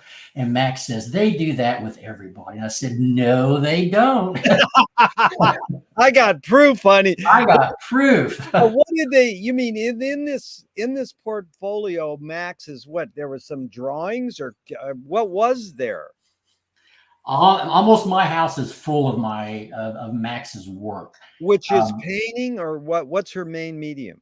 Well, it's interesting. She was doing painting and silk screening, and I think it was the silk screen work at the time that really got their interest. It was Okay. almost very Man Ray-ish. Okay, As Man I Ray. think back about it, very experimental Yeah. screen printing. But after she decided to go to MICA in Baltimore, and after the first year, she quit painting, and she became very self-taught 3D imaging, and that's what she does in Brooklyn now is 3D image work. I wish she would paint again, but she's not. Is the red dot painting hers right there? That's actually a friend of hers that went to MICA. That's a visual painter in Brooklyn as well. What's MICA stand for? Maryland Institute College of Art. Oh, College of Art. Okay, Maryland Institute. Good. And so you mean she's a fine artist in 3D imaging, or she makes her living and does her out on the side? Both? Well, I think a little bit of both, to be Yeah. honest. I mean, she's trying to scrape by with doing contract work on 3D imaging, but then she's also being creative with sculptures and other artwork. Yeah. But she's struggling. Yeah. So, Glenn, I asked for 90 minutes. It's past 90. Can you go a little longer? Sure, I have tons of questions for you as well. Okay, well, let's do a couple more, and then Yes. what I'd love to do is book a part 2. It wouldn't be until February, March, or April, because Perfect. we really only got through a small percentage of, and we didn't really delve into Joyce. So let's do these 2 more, and then go from there. See what happens. A screenwriting teacher told me great art is when you can clearly see the intention of the maker. Kubrick says the opposite. Great art is when you can clearly not see the intention of the maker. What role does intention play in your creative process, say writing software? Because you literally said earlier that you were writing software. So, what role does intention play, which is a topic you brought up earlier? Right. 2, what role does intention play in that creative process? Well, I know for what I'm doing with software, the intention is to solve a problem. Yeah. The difficult thing is being able to communicate what that problem is. And that's where a lot of people and a lot of companies have difficulty, is they're not able to actually say what the problem is. They may think they know, but they don't really know until you start diving deeper. So that intention of trying to solve a problem is kind of at the top of the list, but there are some times that I develop software without much of an intention, where it's probably more of investigating, just to trying to see, and I think about that sometimes with like a painter that's experimenting with all these different paints and brushes and tools and filling up their toolbox with all these different choices. And then when they get ready to actually paint something, what's the intention? What drives what tool they're going to pick up? I don't know. Yeah. It reminds me of McLuhan saying, I'm after new questions and new metaphors. Yeah. You don't abandon that, but this is good, Glenn, because your line was to solve a problem. There's a great book by an MIT professor called Programming Visions that's actually looking at and arguing that software is a metaphor for life today. Oh yeah, wow. And I really, really do like that, because what they're getting at, you'll like this. What they're getting at is how we're very much now superficial, just on the surface, without any understanding or regard to how things work or what's going on underneath the hood. You mean that's good or that's bad that we're superficial? Well, maybe that's your observation or your opinion on it. I think it's bad in the sense of, I think it's bad. Yeah.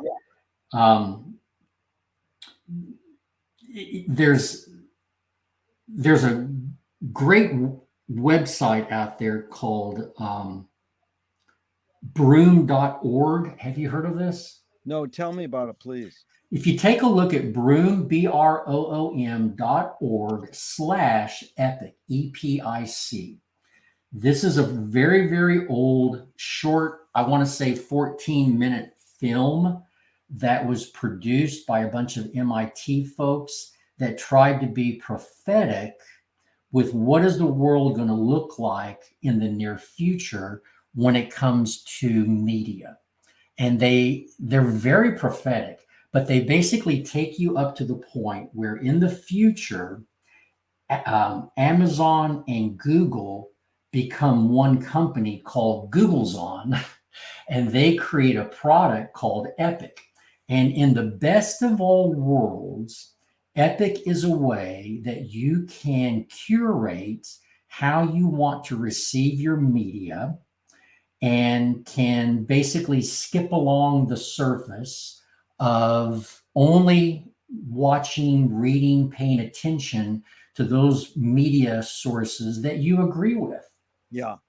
And in the worst of all worlds, it's very superficial. It is. Yeah. And I think about that and I think, doggone it, these guys weren't wrong. No. That's like when we used to go to the record store and go, the guy knew, or the clerk knew kind of what you liked, and you go, "Oh, have you seen this new album?" You know, I get that I was like wondering how different is that on YouTube? Because if I hit this, this, and this, then they feed me other things, you know. Right. When that first started happening, whatever that term is, I would type in the Shags. You know that band? Yes. And that would stump them. They would go, "What?" Now the Shags are like popular culture, you know. It is there is a service and disservice to this, what you're talking about. And I'm curious that film, what year is that 14-minute film made about? 10 years ago or 20 years ago? I mean, we will figure it out, but it's rather old.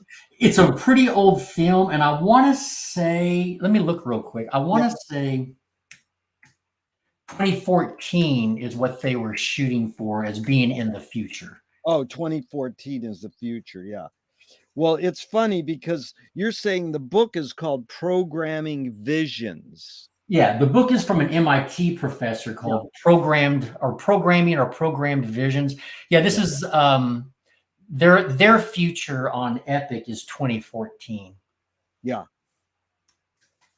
Yeah, it's interesting, you know. I mean, it's just like Joyce being predictive. Some of these, you know, hardcore Joyceans don't like when you talk about the wake being predictive. It's got the word email in it, and it's got auto tuning in it. You know, do you know the new Stones album? They auto tuned Mick Jagger's voice. Yeah. No, But then, did you watch the new Beatles song? no. I heard it's okay. Yeah. Watch the video. I was blown away by the video. I mean, there's green screen in it. There's no scene. You can't. Anyways, Well, and they just released, and I want to go see it. The Talking Heads yeah, last concert film has been remastered. yeah, yeah. So this is that back to that word, to solve problem. I'm just curious your thought before I go into the Duchamp question. Ah, It is Duchamp said there's no solution because there's no no problem. problem. You knew that quote. Oh yeah. Big fan of What Duchamp. what do you think of that I quote? love that. I love that so much. Now, knowing that Duchamp, I mean, chess was life to Duchamp, right? um, I find that fascinating. I think about that. There is no solution because there is no problem. I think about that sometimes thinking, well, there really is no answer, right? I mean, there's really nothing but questions. And if you Yeah. think about, oh, you'll like this quote. There's a quote from Wheeler, the physicist, the quantum physicist, that says, "As the island of our knowledge grows, so does the shore of our ignorance." And I thought, I love that. So that as you learn more, that shore of what you don't know gets bigger and bigger and bigger, right? Yeah. So I wonder what it, on one part, I think, well, maybe Duchamp is saying there is no problem here. Even if there's conflict, even if there's issues, maybe there is no problem. Yeah. You know, it's just, this is just the state of things. So quit trying to find a solution for it because it doesn't exist. Yeah. No, that's good, Glenn. And it's Yeah. also Wheeler's is great because Yeah. does the shore of our ignorance. It could be almost heard as sure, the sureness of our ignorance. Zappa has that I great like line, that. stupidity is the building block of the universe. We think it's well, that's not knowing. We can learn and know a lot of stuff, but how do you kind of walk backwards and not know or forget what you know? Like what is whoever said it, we live life walking forward, but in order to understand it, you got to walk backwards. True.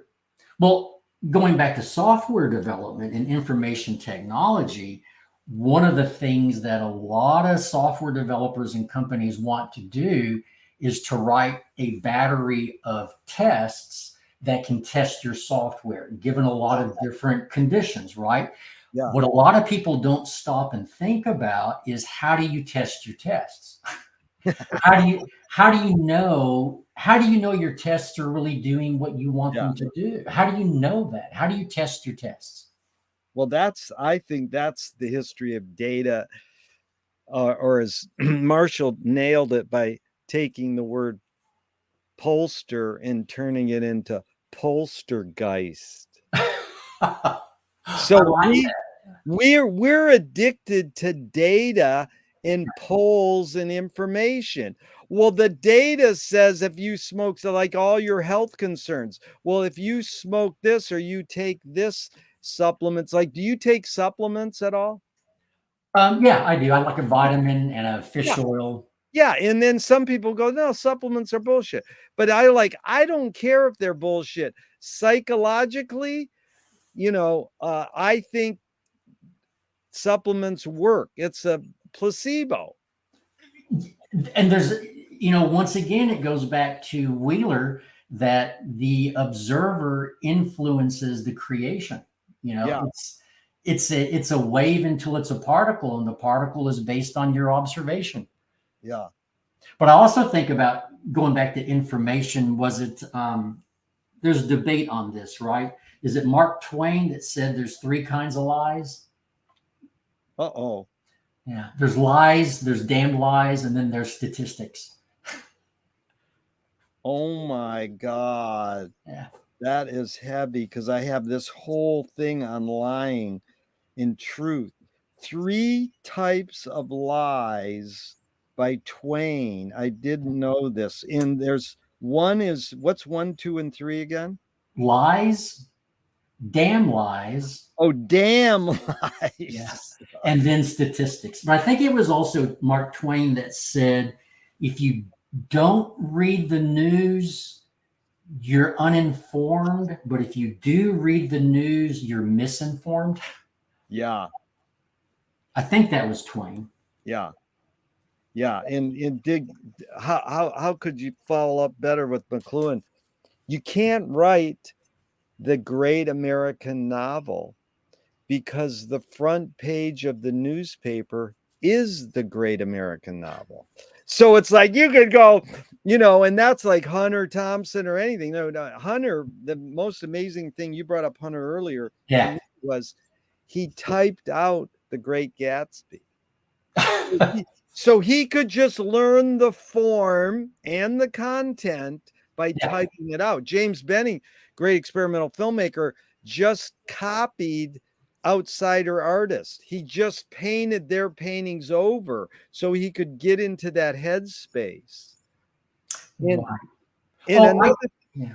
yeah, another thing he said I came up earlier I didn't say was when you were talking about students, he's teaching filmmaking at Cal Arts and he says, "Okay, for your assignment, go to this hillside over there and watch the sunrise or sunset." That's the assignment. And then the other one that really got me, he said, "Go sit in the waiting room of a police station." I That's like that. That's like, what? I'm a filmmaker. What am I going to do sitting? Well, it's evident you're going to sit there and observe. Don't film, just sit there and observe, you know. Speaking So, of that, I'm halfway through your latest film. which one? A Brother Side of the Wake? Yes. Oh, that's great. Well, wait, let me ask one Yeah. more Duchamp question, then you can we can go off Yeah, into sure, sure. any divert. Just to follow up on the Duchamp, solving no one's ever talked that deep. They if there's no solution because there's no Mhm. problem. Most people go, that's fucking bullshit. What do you mean? No, That's a problem. The world's dying and it's blowing each other up, and that's a problem. It's like, no, how do it really is, I think, Buster Keaton, turn your dance, turn your stumble into a dance. right. Why call it a stumble? Just call it a dance. So it's the attitude. But the Duchamp line I wanted to ask you was there's no art without an audience. When you're writing your software, how much are you thinking of the user? A lot. Yeah. Yeah, a lot. I think about how the user is going to use this, apply this, and sometimes this kind of gets in software development. This gets into the discussion about what the requirements are for the software and Yeah. the business that comes up with the requirements and presents those requirements to the developer, and how close can the developer build the software based on the requirements. And I sometimes tell people it's like trying to design from a police sketch, and it's Yeah. really really difficult to do. um, so yeah. Yeah. Okay, Glenn, let's start with question 16 and part 2. Okay, And sure. I could go into the couple Joyce things, but if you want, you go. I have a couple questions for you. People have interviewed me in the past, but I think it would only be fair if you go. I have a couple questions or comments to you. So let's fill some time with that if you like, if you have time. Well, I was just gonna actually, what I was gonna say is, so my daughter and son-in-law live in Culver City, and we're Yeah. there quite a lot. And she is expecting our first grandchild in March, so Oh we're wow. gonna be, yeah, we're gonna be in Culver City quite a lot. And Oh so wow. I would love to maybe ping you and see if you want to get a cup of coffee one day. I Oh mean, yeah. yeah, you're in Venice. I mean, we'll just be down the road from Venice. Oh, we'll hook up definitely. So you Yeah. can stay at her place, or you got to rent a place, or Well, they have actually torn their house to the ground and they are remodeling. But even after they rebuild their home, we typically will probably do something more like an Airbnb in the yeah. neighborhood, or something like that. Yeah, we'll do something like that. So yeah, we'll be close. If not Culver City proper, we'll be somewhere around Oh yeah. Culver City, Santa No, Monica. we'll be having events, and uh we can hang out at various kind of things, Yes. And I was and going to ask you, now that your 28-year-old Finnegan's Wake group completed Finnegan's Wake, yeah. are you gonna reboot and start reading, or Yes, move on to yes. something else? This Tuesday we start on page 3, the first page. It never really ended. The whole, and I can send you the link if you want. I would love to, because We're first Tuesdays of every month at 6 p.m. Pacific Pacific. time. Yeah. I, And if I you would love that. Yeah. yeah, and you can also consider going to the Dublin Sweeney's Wake, the Texas uh Austin Wake group. Okay. Those two groups are highly recommended, Okay. especially Dublin Sweeney's. Okay. They're 11 a.m. every Tuesday. Okay. Um, that's Pacific time, and that is amazing group because the approach is different. You just read one, two, or three, one or two pages, and then the next person reads, Okay. and it's just reading for an hour and then more casual talk for a half hour. It's not the deep, deep delve into breaking down words and meaning. I like that. The breaking down into deep words and meaning. I sometimes wonder,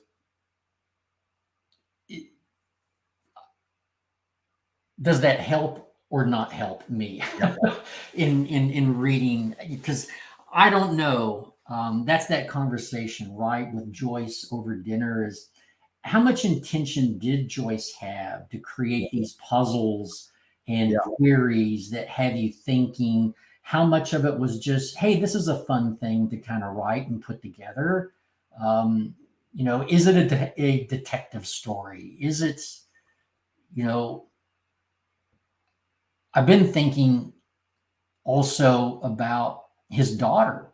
And I've read that this might have been an attempt at Joyce to understand, if not even possibly experiencing schizophrenia. Well, did you read that book on him? No. There's a book by the Stanford professor. It's basically Joyce just watched her dance around and wrote Finnegan's Wake. So it's like, she's doing like Martha Graham doing the Grateful Dead spinning dancing, and he's like, wow, and he wrote it down into words. You know, it's a funny thing because you talked about intention and audience, so we might as well do. What do you think? You just sort of answered it, but what do you think Joyce's intention was? You know, I want to say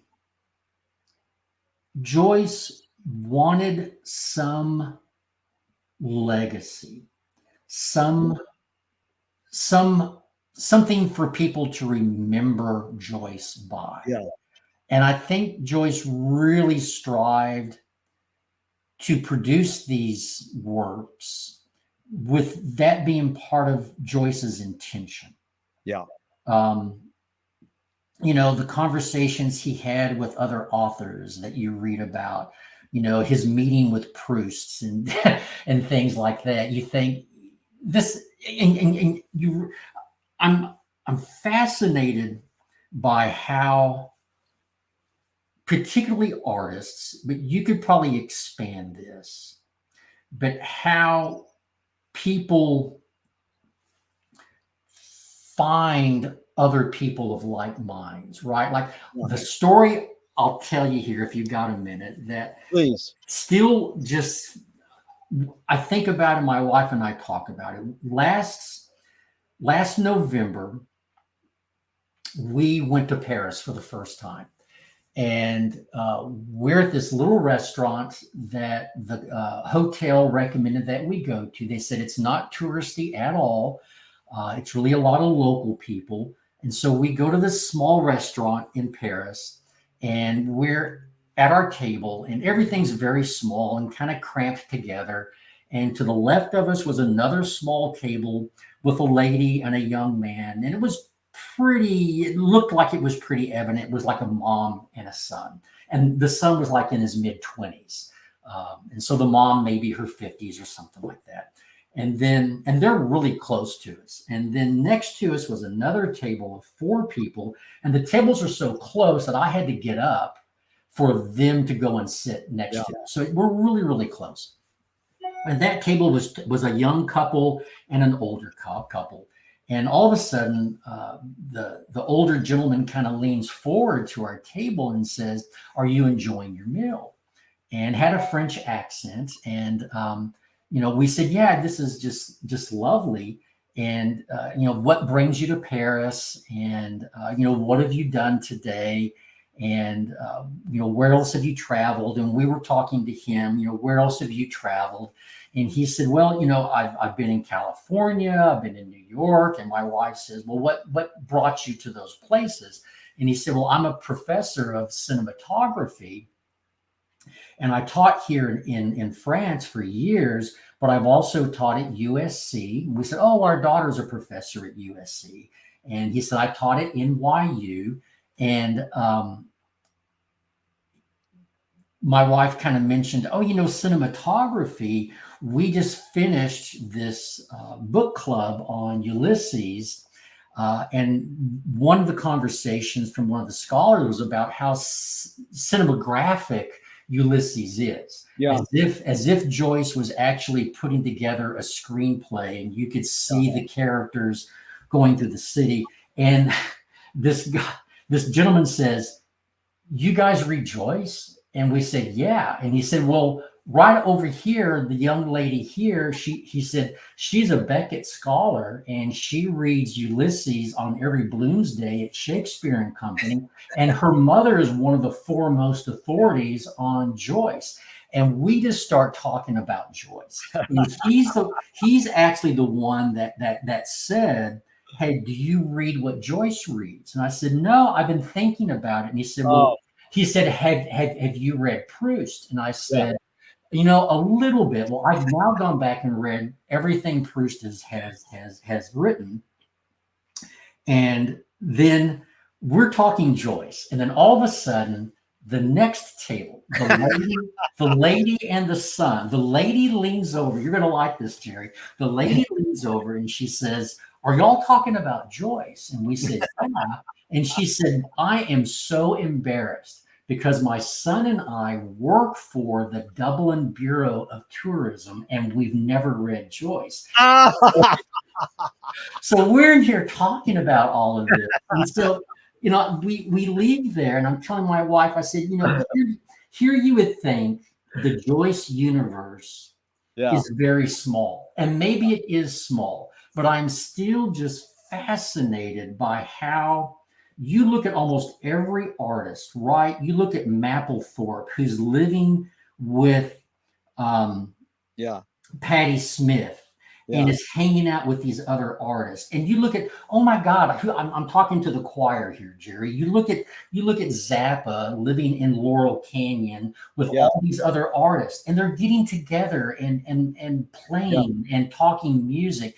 How do these like people attract and find each other? I'm fascinated by that. Yeah. No, there was a lot there. Boy, I want all their emails. I want to interview all those people you met in Paris. That's amazing. But it No, really snowballed. And what you said was exactly what, John Gordon. Do you have that book, Finnegan's Wake, a plot summary? no, no. Well, it's a book you probably should get down the line if you want. You can, Okay. and he's sort of the old school. He's sort of like Roland McHugh. It's a guide. Like, I mean, kind of like, how could you ever write a book, Finnegan's Wake, a plot summary? Well, he did it. And Wow. and I got lucky and I interviewed him a week or so ago. And at the end, I said, how did studying, this is a question I'll ask at the end if we ever get to the end on part 2 or 3 of this, is I'll say, how has studying, how has writing software shaped your behavior? I says, how has studying Joyce shaped your behavior for 50 years? He goes, well, it's gave me a living, I could write books and be a professor, but more so, it enabled me to be part of a club, a community, a connecting with commonality with other people. And that's what was cool, is that Yeah. when you can find that club, and you did it just through overhearing a Yeah. conversation. And that's really what Joyce said when they asked him, how'd you write Finnegan's Wake? He says, I didn't write it. The people over there at the coffee house in the Paris restaurant where Glenn was going, they wrote it. And I just copied it all down. Well, oh, that's fascinating. What book? What book? What book? What book? This is interesting. Did you ever read a book called The Chilean Poets? No, tell me about it. Um, I read it because there's another book club that I'm thinking about joining, and they just finished Chilean Poet, and so I read Chilean Poet and I liked it. I like Chilean authors. I love Roberto Polano. 2666 is an amazing book. So I read Chilean Poet, and there's this short little subtext that flows through there that is about this age old hermit that lives up in a cave in this, way out of the world cave. And the idea is it's that he's blind and he's illiterate, but it's actually Homer, who has never died. And authors actually go to this hermit only to have him tell stories that they write down. And in Chilean Poet, he talks about, and that's where Joyce went to write Ulysses and and I thought, this is brilliant. Here we are 100 years later, and I'm reading a contemporary book that talks about Joyce. How about that, James Joyce? No, that's brilliant. And is this Chilean poet, S or no S? Poets? No S. Chilean Poet. Yeah, and is that written in the recent last 10 years or 20 years, or it's old? Oh, yeah, it's very, very current. Chilean Poet was written by Zambra, Alejandro Zambra, and I'm looking at it. Was published February 2022. 2022. Amazing. Very current. Yeah. Well, let's go back for a second. Why do you think you talked about Joyce's intention a little? What the Duchamp question, your guess or hunch? How much was Joyce thinking of his readers when he wrote The Wake? Wow. I would say he was thinking of his readers a lot. Yeah. Because don't we know that he ran a lot of this material by Nora, his wife? Yeah. We know Pound read his material. So I think I want to believe he was thinking about his audience. Yeah. How about this one? Percentage. How much did Joyce get The Wake, and how much do you get The Wake? Just from 0 to 100%. Your hunchy guess, not overthinking it. That how much I think Joyce got The Wake? And how much do you get The Wake? Oh gosh. I would like to think that Joyce got maybe 80% of The Wake, and maybe another 20% was left to be questions and mysteries. That is a good answer, Glenn. Now you. Now for me, holy moly. I sometimes think, I guess the number that comes to mind is maybe 30%. I mean, that's generous. I hate people when they say real low, because look at you get it enough to come and read it with a group of people. To me, that's saying you get it 90%. So why would you keep going back? But anyways, 30 is good. Okay.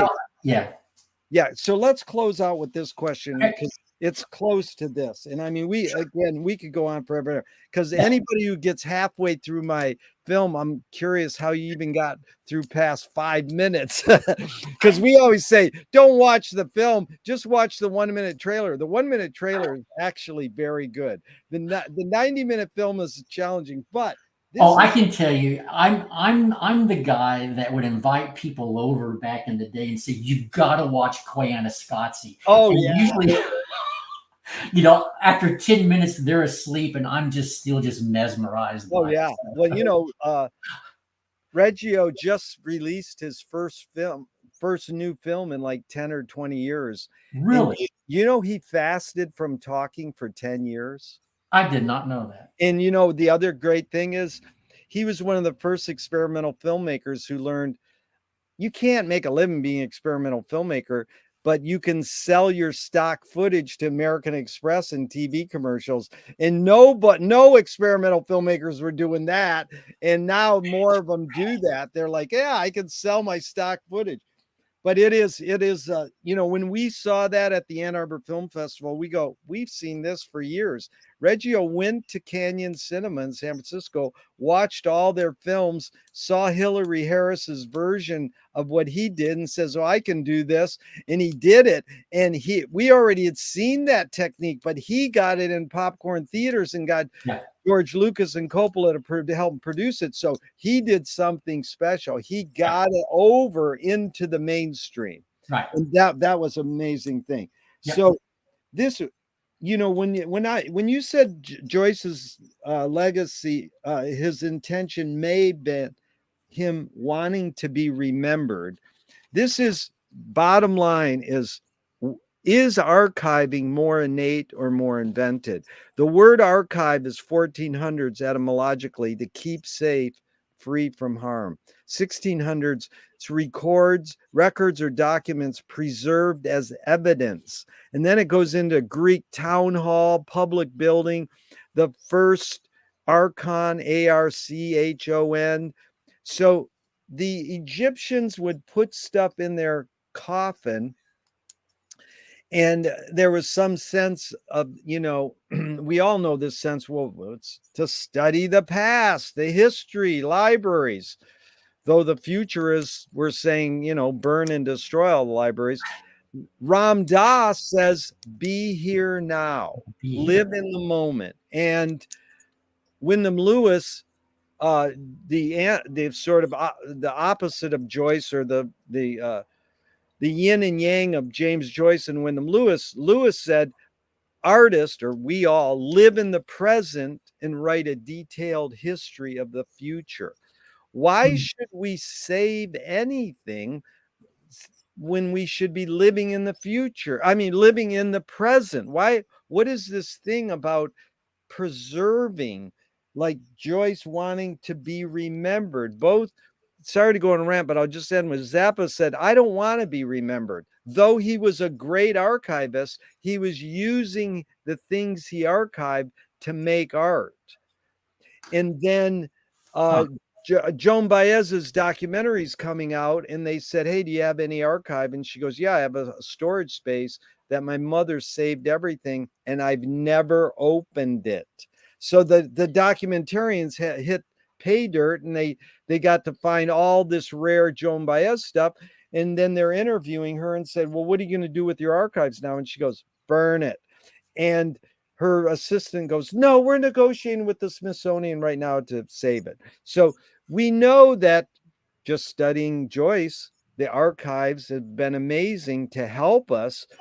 But is this need or want to archive more innate or more invented?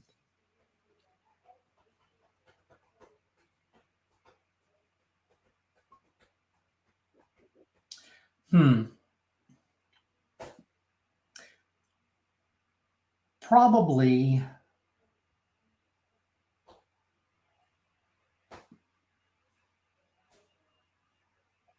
I'm thinking.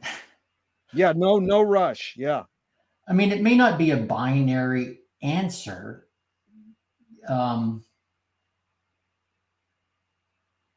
There's probably some innateness to it, but I think a lot of it probably is invented. Yeah. But it may be for the, what's the problem here? What's the intent? I would like to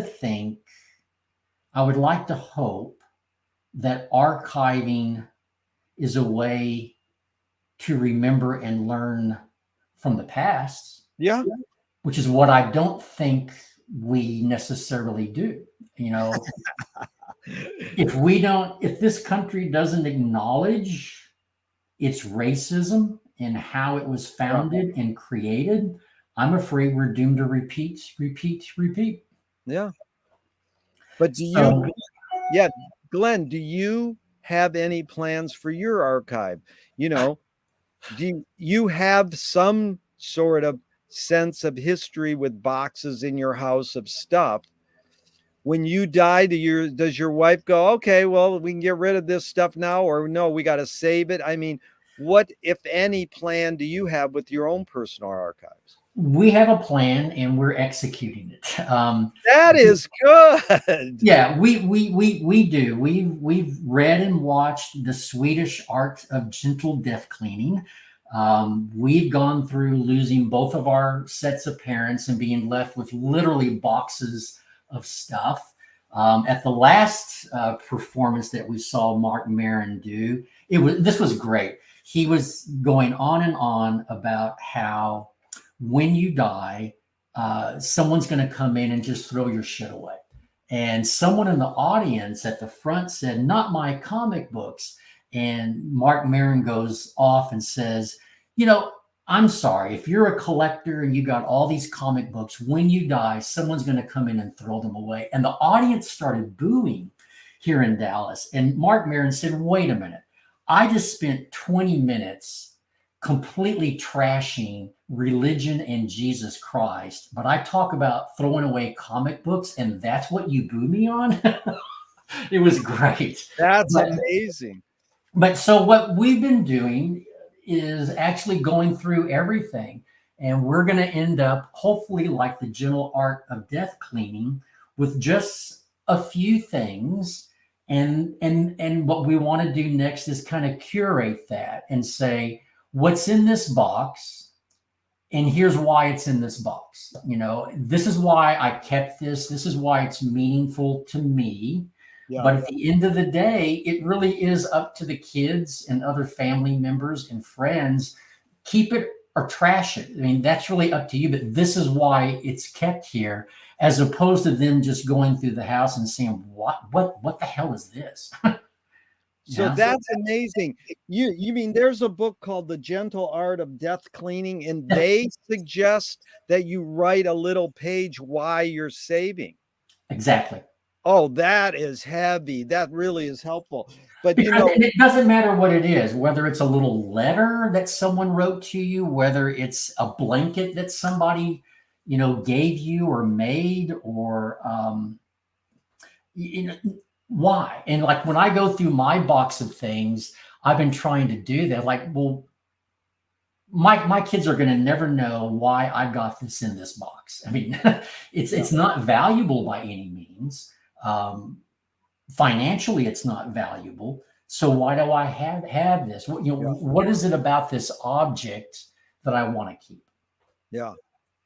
I just dumpster dove a copy of Emerson's Prayers. It's a leather bound, and someone wrote, there's no copyright date in it, but someone wrote 1927 inside with ink, and it's got some pages that are in mint condition. I mean, it's really, so I just sometimes I just give it to a friend to see, and I Googled it, and it says on eBay $3,000. I'm like, yeah, right, $3,000 for something that was. But it is interesting that maybe it is okay condition, and it could Sure. worth that, but it's again, it's worth what to who, how much to who is really the big thing.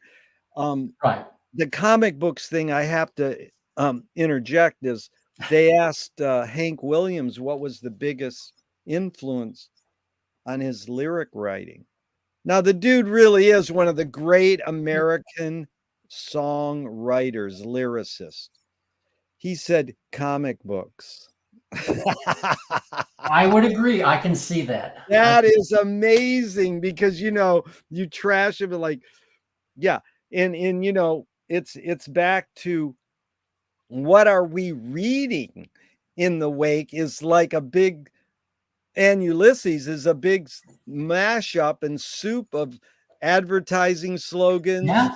highbrow literature, lowbrow literature, pornography. Yep. I have a copy of Ulysses that Americans released in the underground, like counterfeit. And in the back pages, there's penis enlargement ads in a copy of Ulysses.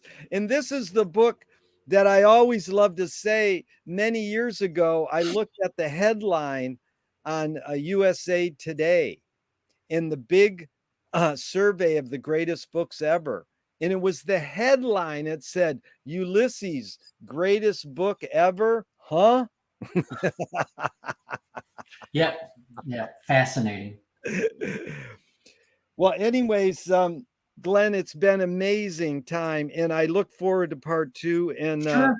anybody who's watched, I mean, just give me a little how is the Brother Side of the Wake making you feel? Because the fact that you watched a little of it, give me your honest take on it, because no one ever gives us, like, you know, they will write things, but to have someone actually watch a little, any sort of feedback, how it made you feel. So far I'm enjoying it, and what happens with me a lot of times is I'll start something and then I start going down a rabbit hole, right? Yeah. So I started watching it and I really liked it, and then I paused it, and then I went down the Orson Welles rabbit hole watching his film. Um, You watch the whole Other Side of the Wind? yes, Wow, because yeah, that's a very, it's there's a did you watch the documentary on it? no, I haven't done that. Okay. I highly recommend you watch the doc on it. And Okay, there's a second doc that's a short doc, which I'm not certain you can watch, but it's the guy who produced Indiana Jones and produced Other Side of the Wind. And okay, then even more so, there's a book on the Other Side of the Wind. And okay, that book I highly recommend. But Wells is an incredible filmmaker, you know, yeah, yeah. you know, he made his iconic film right here in Venice, California. Well, I've also been reading a bit more, like this one from Paul Harris about film editing. I don't know that. How you spell last name? H-I-R? Hirsch. My son-in-law is a film editor in Culver City, in LA. Yeah. And so he got a couple of books for me because I wanted to know more about what he does for a living and his career as a film editor. It's Yeah. fascinating. Very, very fascinating. What's the title of that Paul Hirsch book? It is called A Long Time Ago in a Cutting Room Far, Far Away. He was the editor, obviously, for Star Wars. Oh, great. Yeah. But he also did Carrie and he did Ferris Bueller. Oh, yeah. Very good. Yeah. big, big topic, film editing. Well, Glenn, thank you for your Yeah, time thank you. and energy. It's been truly enlightening. And even though I'm going to hit the end broadcast button, I hope this never ends and we'll Sure. meet in person, and we'll connect in more of these Finnegan's Wake reading clubs. Thank you so much. Perfect. You bet. Thanks, Jerry. Nice to see Okay. you. Bye-bye. Bye.